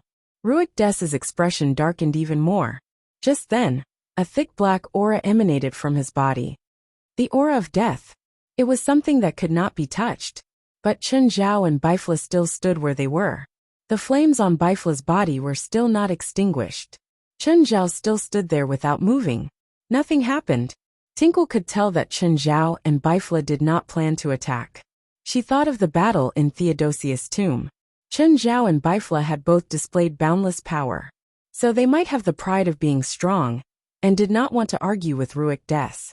Actually, it was not because Chen Zhao and Bifla were that generous. It was mainly because they did not want to hurt Ruik Des. After all, Ruik Des was an ally of the Wutai Mountain team, and the alliance of 10,000 immortals. With the abilities and power of the Wutai Mountain team, and the alliance of 10,000 immortals, it was almost impossible for them to pass through all the checkpoints alone. Ruik Des was a very important part. With him, perhaps the two teams could pass through the checkpoints. Unfortunately, Ruik Des did not appreciate the kindness. He also did not think that the two had good intentions. Ruik Des took out another magic item, and threw it at his feet. The next moment, Ruik Des's body was covered in a layer of intertwined red and blue armor. The design of the armor was similar to that of a Gundam. It was quite modern. It didn't feel like a simple knight's armor, but a robot that exuded advanced technology. Of course, this Gundam armor was actually powered by magic power. The manufacturing process was also mainly magic. There was no technology involved. Chapter 2236. This was Ruik Des's pinnacle work of alchemy. Most of these magic tools with exoskeletons and mecha attributes had an indestructible defense. At the same time, They had varying attack power depending on the alchemist's skill.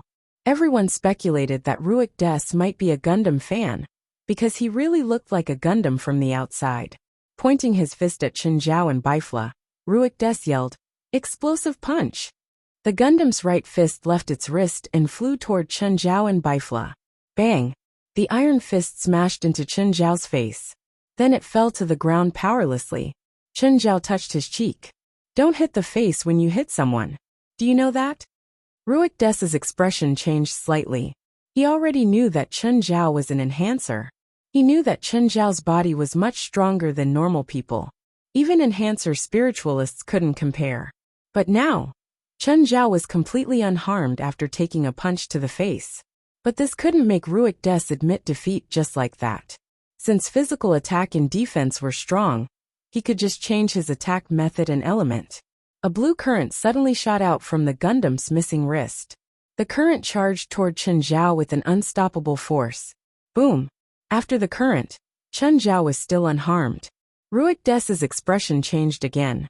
This didn't work? Ruik Des couldn't help but hesitate. He was confident that he still had other methods and even trump cards. He could definitely defeat these two arrogant and ignorant guys.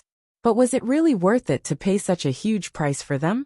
Most of the time, the attitude of the two sides on the battlefield depended on the opponent's strength. If Chen Zhao and Bifla were really enemies that could be wiped out at will, Ruik Des definitely wouldn't be stingy with his casual attack. But he didn't give up just like that. He wanted to try again with an even stronger attack. Just then, an energy palm formed at the Gundam's broken right wrist. The energy palm condensed another energy sword. Hiss! The Wutai Mountain team and the alliance of 10,000 immortals all gasped. What a massive magic power! We'd better hide further away, Fazheng said solemnly. In the past, when he and his fellow disciples faced most of the attacks, they directly used their faces to block. But in the face of Ruik Des's attack again, it was too late. He didn't have much confidence. At the same time, he once again felt the difference brought about by different levels. Only a huge amount of pure magic power could condense such a weapon. From this, it could be seen that Ruik Des's magic power had reached the highest level. Of course, if it was just magic power, the amount of consumption would be too large. Even Ruik Des would not waste magic power like this. It was released through the Gundam's internal magical device after it compressed and transformed mana. Although it looked powerful, it didn't consume as much mana as he had imagined. Ruik Des growled and raised his sword. This was the perfect combination of physical and magical attacks. It surpassed the vast majority of attacks. Most of the spiritualists, no matter how powerful they were, would either use magic or physical attacks to attack. There were very few ways to attack with both physical and magical elements at the same time. The energy blade slashed at Chen Zhao's neck. Chen Zhao grinned. Dark magma suddenly shot up, blocking the energy blade and wrapping around it at the same time. He didn't want to see who was tougher between his neck and the energy blade. Ruik Des wanted to pull out his sword and slash again. But when he pulled it out of the dark lava, he realized that it was actually corroded. Ruik Des was not disappointed. Instead, he felt proud. He had tested Chen Zhao's bottom line. This was Chen Zhao's first time actively defending. This meant that the attack could hurt him. Just then Tinkle said, "Guys, I don't know what grudges you have, but now is definitely not the time for you to fight." Ruik Des wasn't completely unconcerned. After all, they were in a dilemma. The space here wasn't very big. In the previous attacks, he had purposely chosen to attack in a specific direction. He just didn't want to affect Madhua Shinji. Madhua Shinji's body was stronger than a normal person's, but if she faced Chen Zhao, she might be affected by the shockwaves. There were still 2 more levels. He had to conserve his magic for the next 2 doors. Also, with Tinkle's obstruction and persuasion, it gave him a way out. So he didn't want to fight anymore. After you leave this place, you'd better run faster. Ruik Des threw down a harsh sentence coldly. Chen Zhao smiled and didn't continue. Tinkle, on the other hand, was troubled. Originally, Ruik Des was willing to help. Now Chen Zhao and Bifla, 2 great enemies, were eyeing him. He would definitely be more careful. Since they're here, I won't do it alone. Plus, I'm allying with you, not them. Ruik Des made it clear.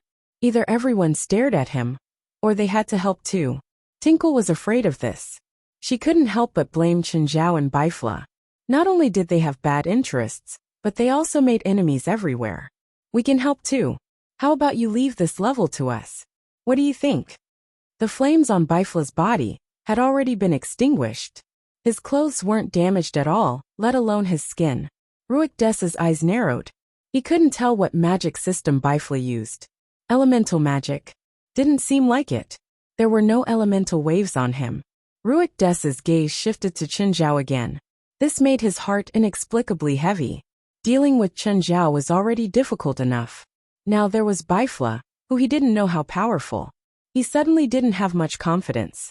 Sure, if you can do it. Ruik Des also wanted to take this opportunity to probe Bifla's depths and his magic system. Bifla walked to the black iron door and pressed his hand on the door made of obsidian. Suddenly, the place where Bifla's hand touched the door turned bright red. What was he going to do? Melt such a large piece of metal? Even normal metal would be hard to melt, not to mention that it was a black iron door fused with obsidian. Of course, Ruik Des didn't say anything. Instead, he watched Bifla's method seriously.